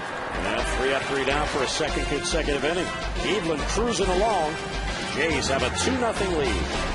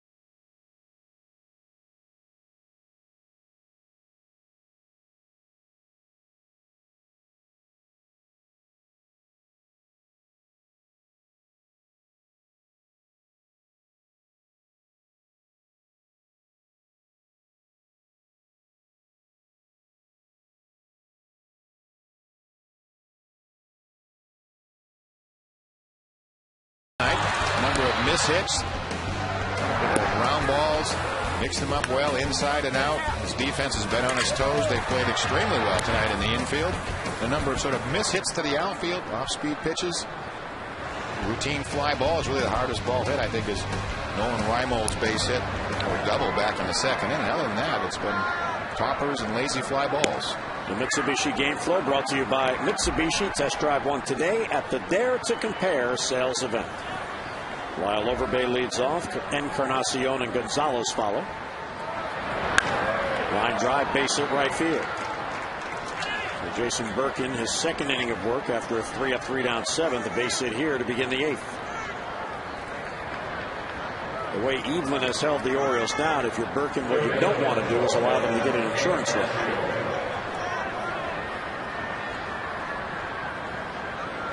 Here's Evelyn in the Toronto dugout. It means he's coming back out for round 8.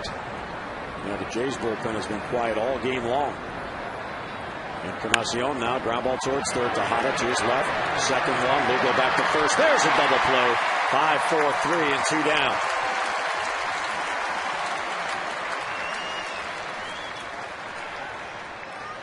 Was pitch from Burke and down and in fastball. One thing noticing Miggy too, makes a good play, quick throw to Julio Lugo right in the chest. Perfect throw, perfect feed. Lugo got away from the bag there to get away from the sliding Overbay, and a nice true throw to first base. The Orioles have turned 2 double plays in this game and now have 6 on the year.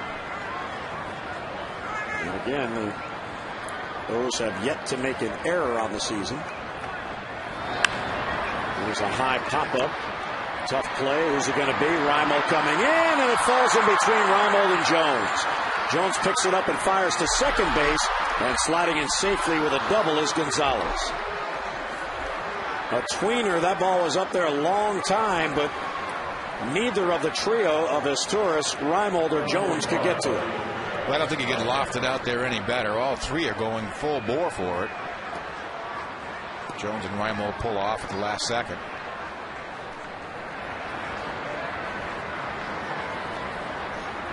So a 2-out base hit, and Gonzalez gets his second hit. Perkin now will go to work on Travis Snyder. But then again, first base is open. You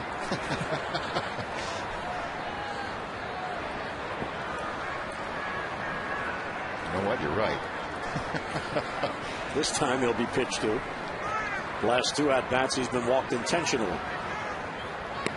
His last at-bat, though, the reason Hernandez fell behind 3-0 and they didn't want to take a chance, so they just put him on base.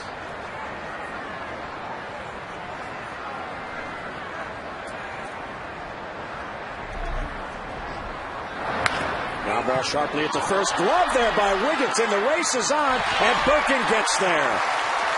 What a play by Wigginton. That ball just hugged the ground, and Wigginton able to get it before it got past him for an RBI hit, and the inning ends. So a couple of hits and 1 left.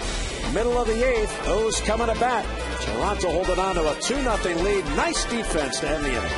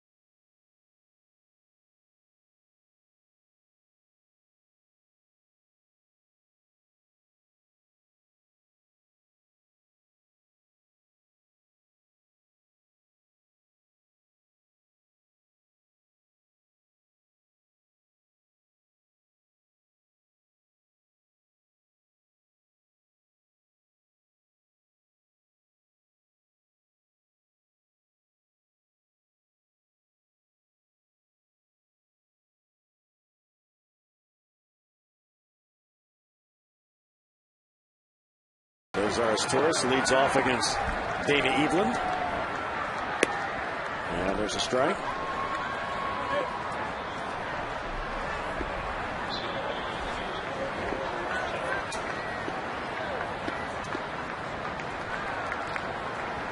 Aristoris has been on base once. He was hit by a pitch and he takes low.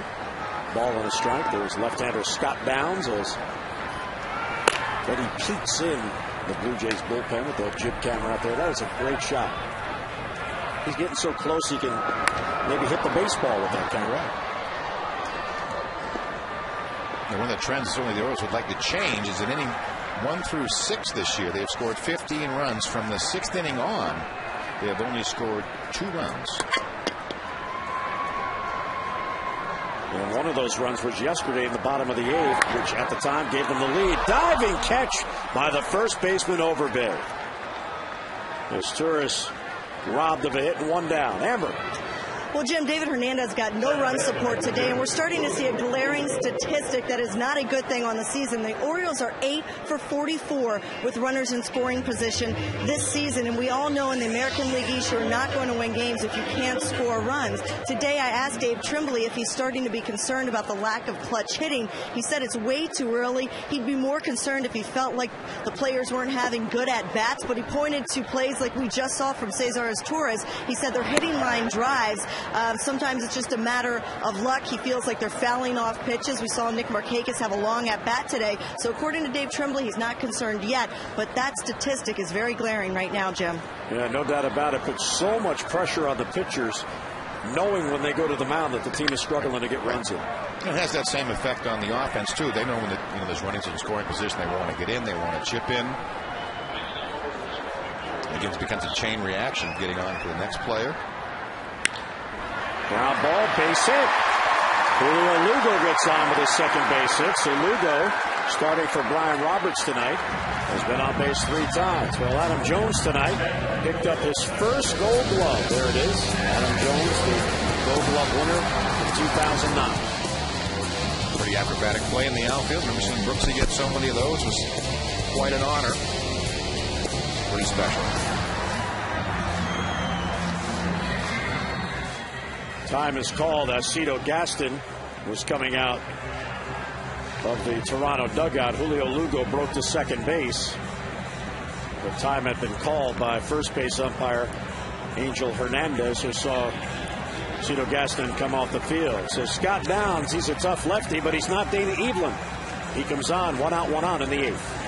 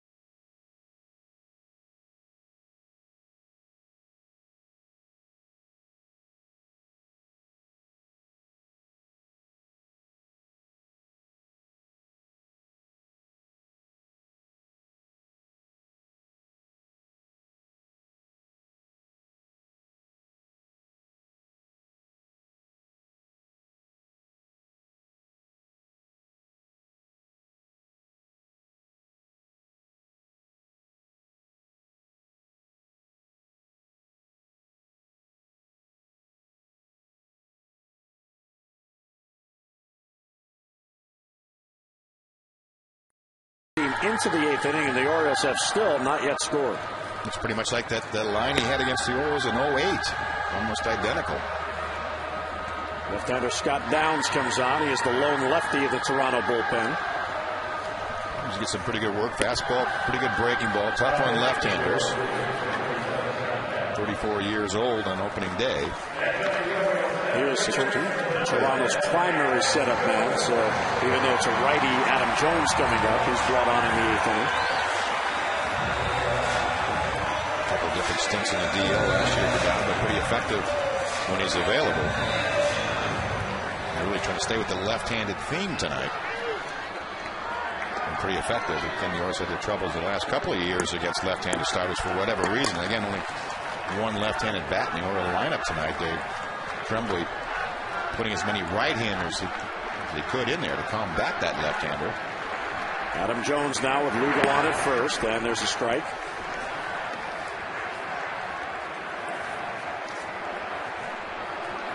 Adam is 0 for 3, and now all of a sudden is 0 for his last 15.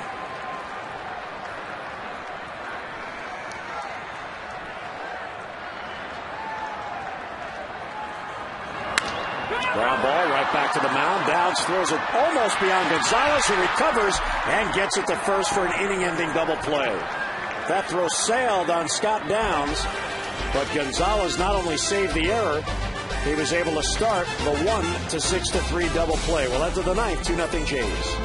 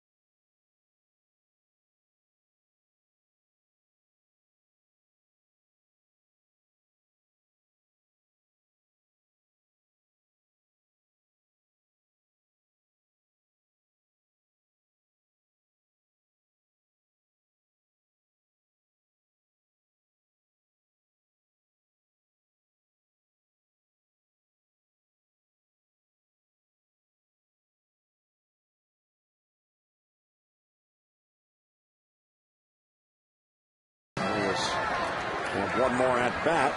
2-0 Toronto lead as they bat here in the ninth. Here is the pesky Jose Molina, who has both RBIs. McCoy and Bautista are due to follow.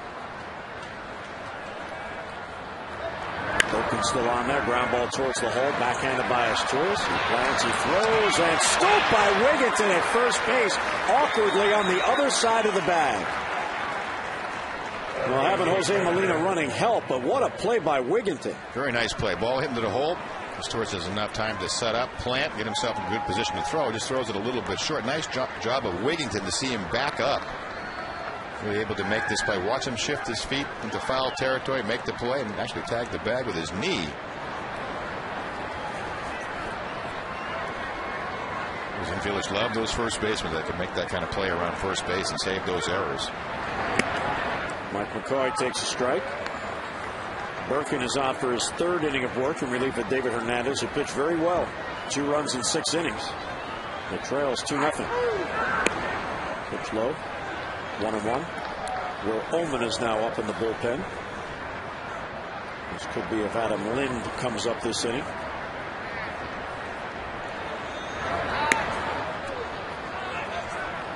Pitch is high, I guess. Cut the plate in half. 2-1. Joe's been pretty consistent back there tonight. Not much to complain about. Good cut, fouled it back. 2-2 on Mike McCoy. The Orioles in the bottom of the ninth will have Markakis, Tejada, and Atkins 3, 4, and 5. Trailing at the moment by 2.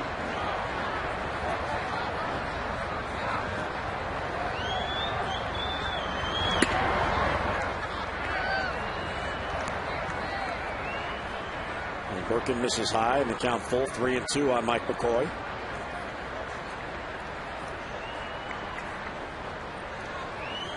Here's the payoff pitch, and it's high, ball 4. So a 1-out walk. Time now for the Ford drive of the game. Back to the 6th inning. Let's go back and take a look at the 6th inning. Jose Molina at the plate. Pretty good pitch. Fastball away, but Molina right on it. First pitch of the at-bat. Low throw to the plate. Keeps it down. Unable to get it there in time. Ford drive of the game. Your local Ford dealer invites you to experience Ford like never before. Ford, drive one. Here's Bautista with a runner on. High pop-up. Wieters throws the mask. And near the on-deck circle, has it 40 out, and 2 down. So Bautista going after the first pitch, pops it up, back of the plate. And it's the second foul pop to Wieters tonight. And 2 down with a runner on at first.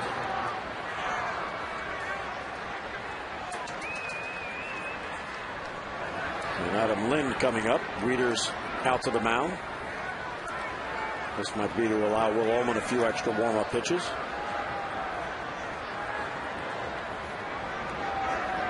And as I look out there, Will Ullman is just standing watching what's going on the mound. Here comes Dave Tremblay.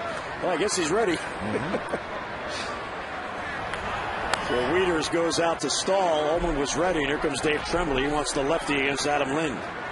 So Jason Bergen does a very good job after having not pitched in quite a while. He's the last Orioles pitcher to get on the mound. He goes 2 2/3, leaves with a man on. Will Ullman coming on to face Lind in the ninth.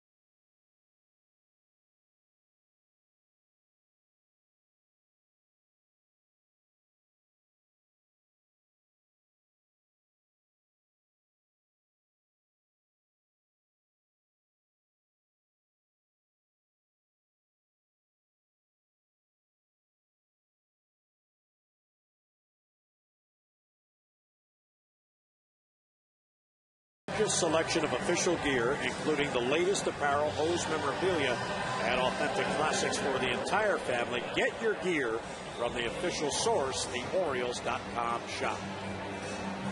Now, Will Ullman comes on, Mike, to face the left-hander Adam Lind, and he has been perfect so far in the few chances he's had on the new season. Yep, he's done a nice job. 32 years of age, 6'2", about 240. He's been a workhorse from time to time out of bullpens for the Atlanta Braves and the Cubs in the National League.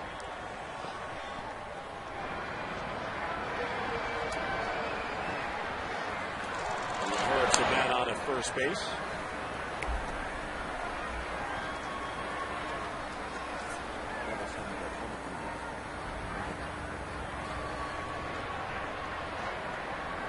Lind has 1 hit on the night. It was a double in his first at bat.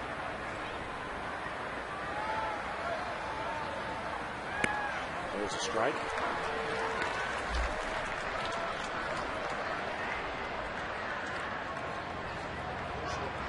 Left-handed specialist. Try to get the lefty out.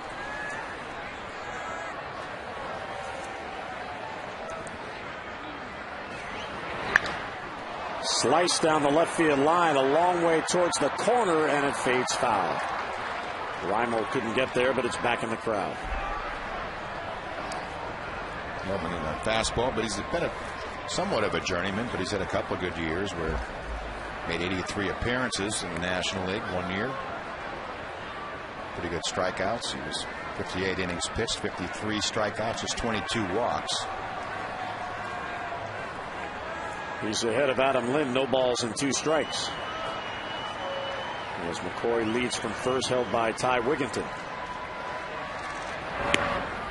Doesn't chase, 1-2.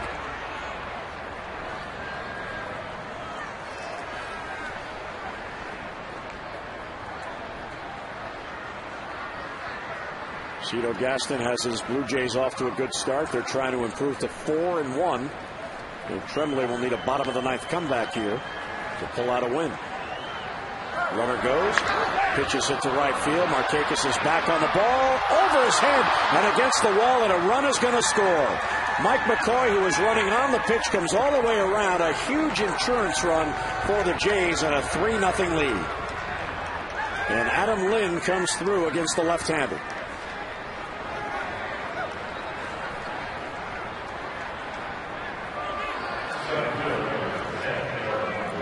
Pretty much swinging to the count, hits it on the button.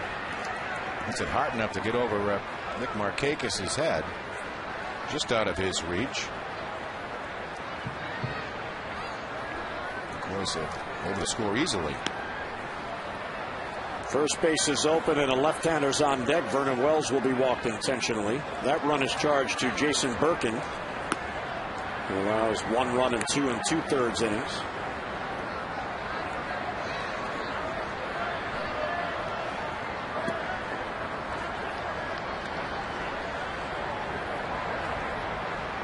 Vernon Wells, they're not going to take a chance on him with a lefty on deck. Even though it was a lefty who just got the base hitting installment, you play those percentages for sure.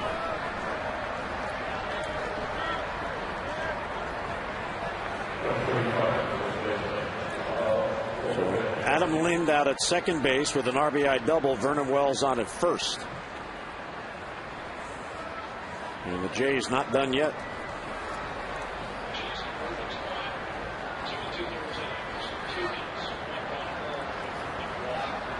Dana Evelyn went 7 1/3 scoreless. Scott Downs got Jones to bounce into a double play. And now the Jays have a 3-0 lead. Check swing, it's outside, 1-0. Here's Lind at second base. Picking up where he left off last year, driving in runs in that number 3 spot.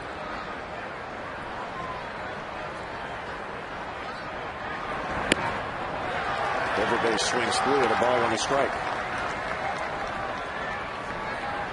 With a fastball from home, 93.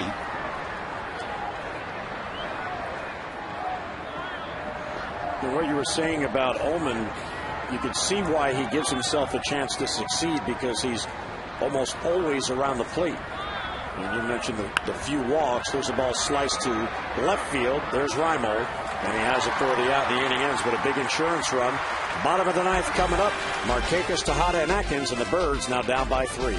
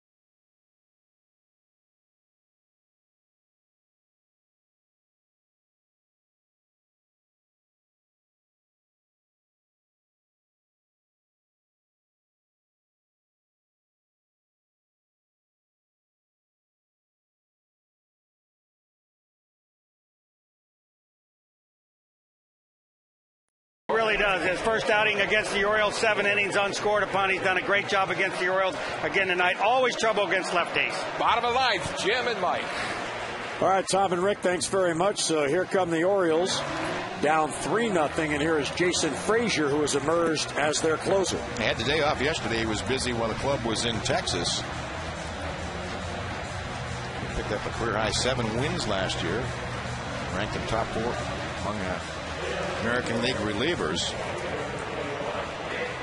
We saw Kevin Gregg yesterday do a nice job in closing. And that insurance run makes his job a tad easier. Now the Orioles would need 3 runs to tie, instead of down by 2 where you'd get one man on and bring the tying run to the plate. Now the Orioles need a rally here. As Markakis getting set to lead off. Let's get an update on the voting for the AT&T Player of the Game. And Mike Flanagan predicted the hometown vote. David Hernandez, 86%. You still have time to text in and have your voice heard. A, B, or C, Evelyn, Molina, or Hernandez to 51862. And Tom and Rick will have the results coming up on O's Extra Postgame. Ryan Roberts on the bench with Richie Bancells. Could not play tonight because of his strained abdominal muscle. He is listed at the moment as day-to-day. They're hoping tomorrow it will be better. He reported that it was better today than it was yesterday.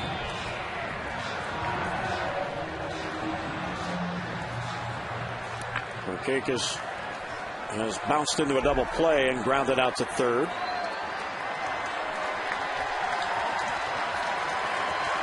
The Orioles in this game have put together a season low so far, 5 base hits.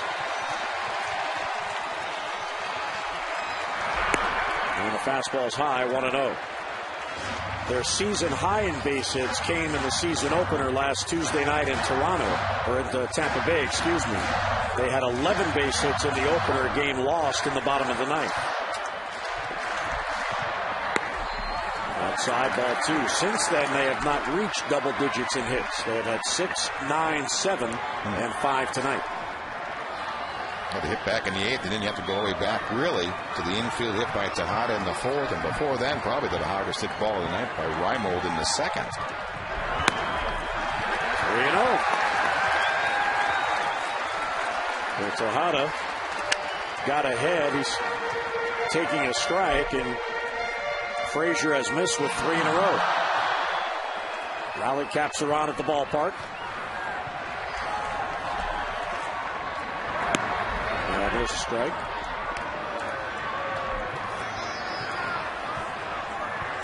When the Blue Jays acquired Jason Frazier from the Dodgers, they had in mind that someday he might be able to be a closer because of the very good fastball he has. Foul back just to our left. That sneaky fastball, really only at 90 miles an hour tonight, that he hides the ball extremely well. He's on the smallish side, 5'10", 175 pounds. Got some pitchers in here tonight. What, 6'2", 6'3", 240. This is his 7th season with Toronto. He was acquired just before the 2004 season began. He was with the Dodgers, and Toronto traded Jason Worth.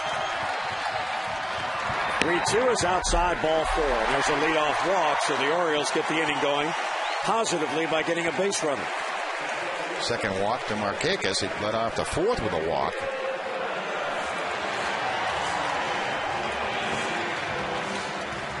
And Miguel Tejada coming up.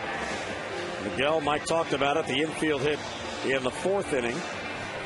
Jose Molina out to talk with Jason Frazier. Joe West going out there to try to break it up and speed things along.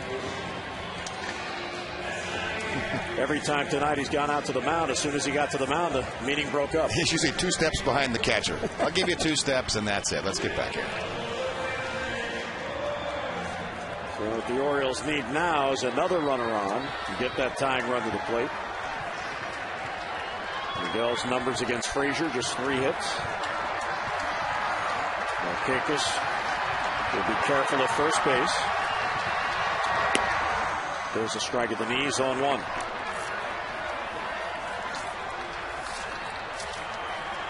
When Jason Worth was traded for Jason Frazier, Worth was not the hitter he has become as a Philly. And the Blue Jays had given up on him. He then found his stroke as a Dodger as Tejada pops it up. Left side of the infield. Gonzalez, the shortstop, is calling. And he has it for the out, 1 down in the Oriole 9th inning. So after a leadoff walk, he gets Tejada on 2 pitches.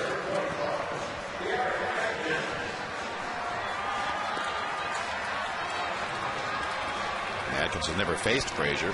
Tejada had been 3 for 11. Probably Julio Lugo with the best numbers against Frazier, 4 for 9 with a homer. Atkins is hitless on the night. He's trying to extend his season opening hitting streak to 5 in a row. He was grounded out, flied out, and struck out.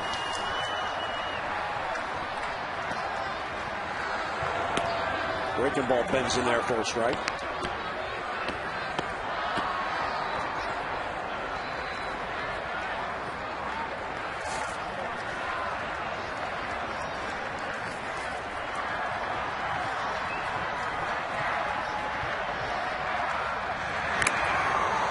Foul got a piece of Jose Molina.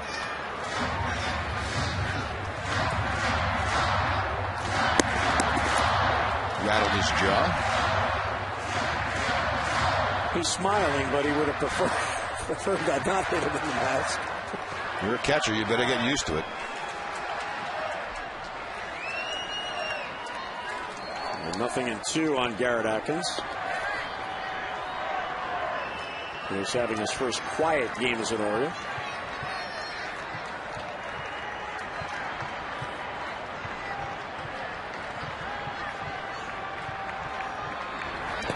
In the dirt, Molina knocks it down. Markakis playing it safe. Will stay at first.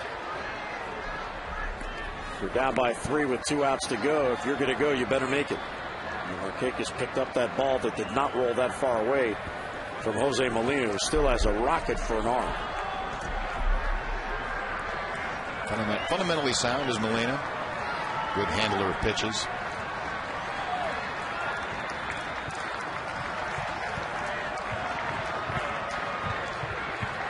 One and 2 on Garrett Atkins. Laid it off there. That was a real good eye. A breaking ball that is designed to have the hitter chase, so he didn't chase. Trying to have a patient at bat. Jeff Datz and Dave Tremblay looking on from the Oriole bench.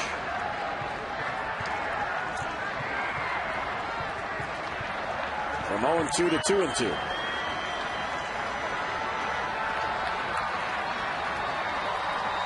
Molina and Frazier are having trouble getting together here in a sign, and Molina decided, well, let me call timeout, and we'll start it over. A little nonverbal communication going on between Frazier and Molina. Not bad. And after all that, he called for a fastball. Foul back on the screen. Atkins trying to get on to get Wieters up there as the tying run.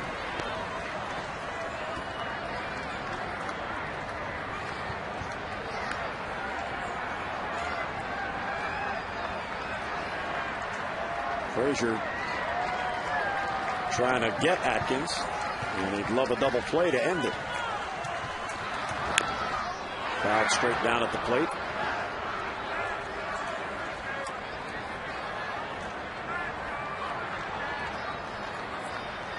And Molina will take advantage of going out to pick up that foul ball to talk with his pitcher.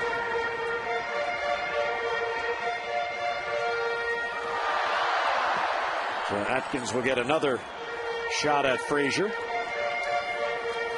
Markakis on at first after a leadoff walk. He's there with 1 down.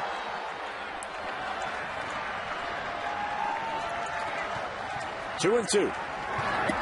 Low ball 3. Atkins with a very good at bat here. He was down 0-2 after 2 pitches. Laid off a couple of tough pitches.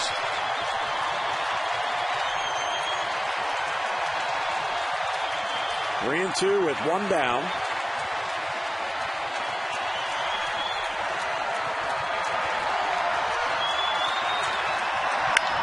Line drive, base hit to left field. Atkins comes through, and the Orioles get the tying run to the plate. What an at bat. And a 5-game hitting streak for Garrett Atkins. The youngster loves it.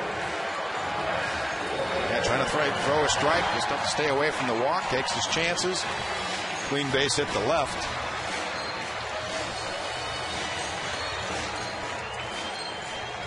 Matt Wieters now singled in his first at bat and has since flied out and grounded out.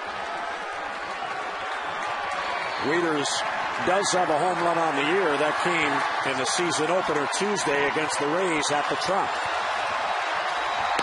Takes a strike.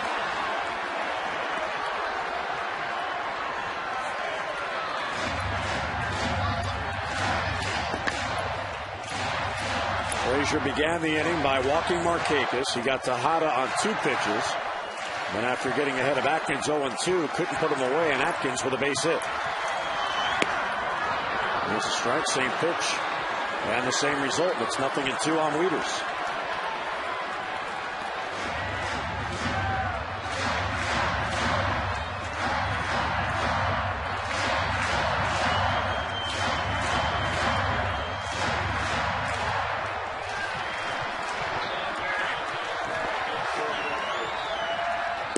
And he got it. For a 3-pitch strikeout of Wieters, and the Orioles are down to their final out.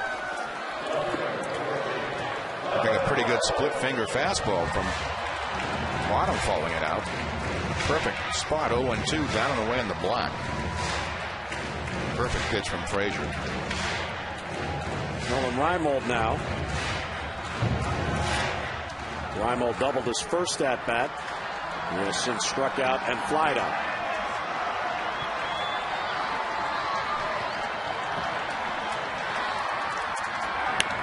And he popped him up. The shortstop Gonzalez backing out, shallow left, and he has it for the out. And the Orioles have been shut out by the Jays. And the Jays have won the first 2 games in this 3-game series. So the hitting struggles continue as the Orioles manage just 6 base hits tonight, and Toronto wins it 3-0. Join us again tomorrow. Morrow's action. The series finale. Kevin Millwood takes the mound against Sean Markham of the Jays. Coverage on Masson 2 HD begins at 1 o'clock with those extra presented by Ford. Then game coverage at 1:30. And now for Mike Flanagan and Amber Theo Harris and our entire hardworking crew, Jim Hunter saying so long from Memorial Park. Blue Jays win it 3-0. Now it's O's Extra. Tom and Rick are coming up. Have a great rest of your night, everybody.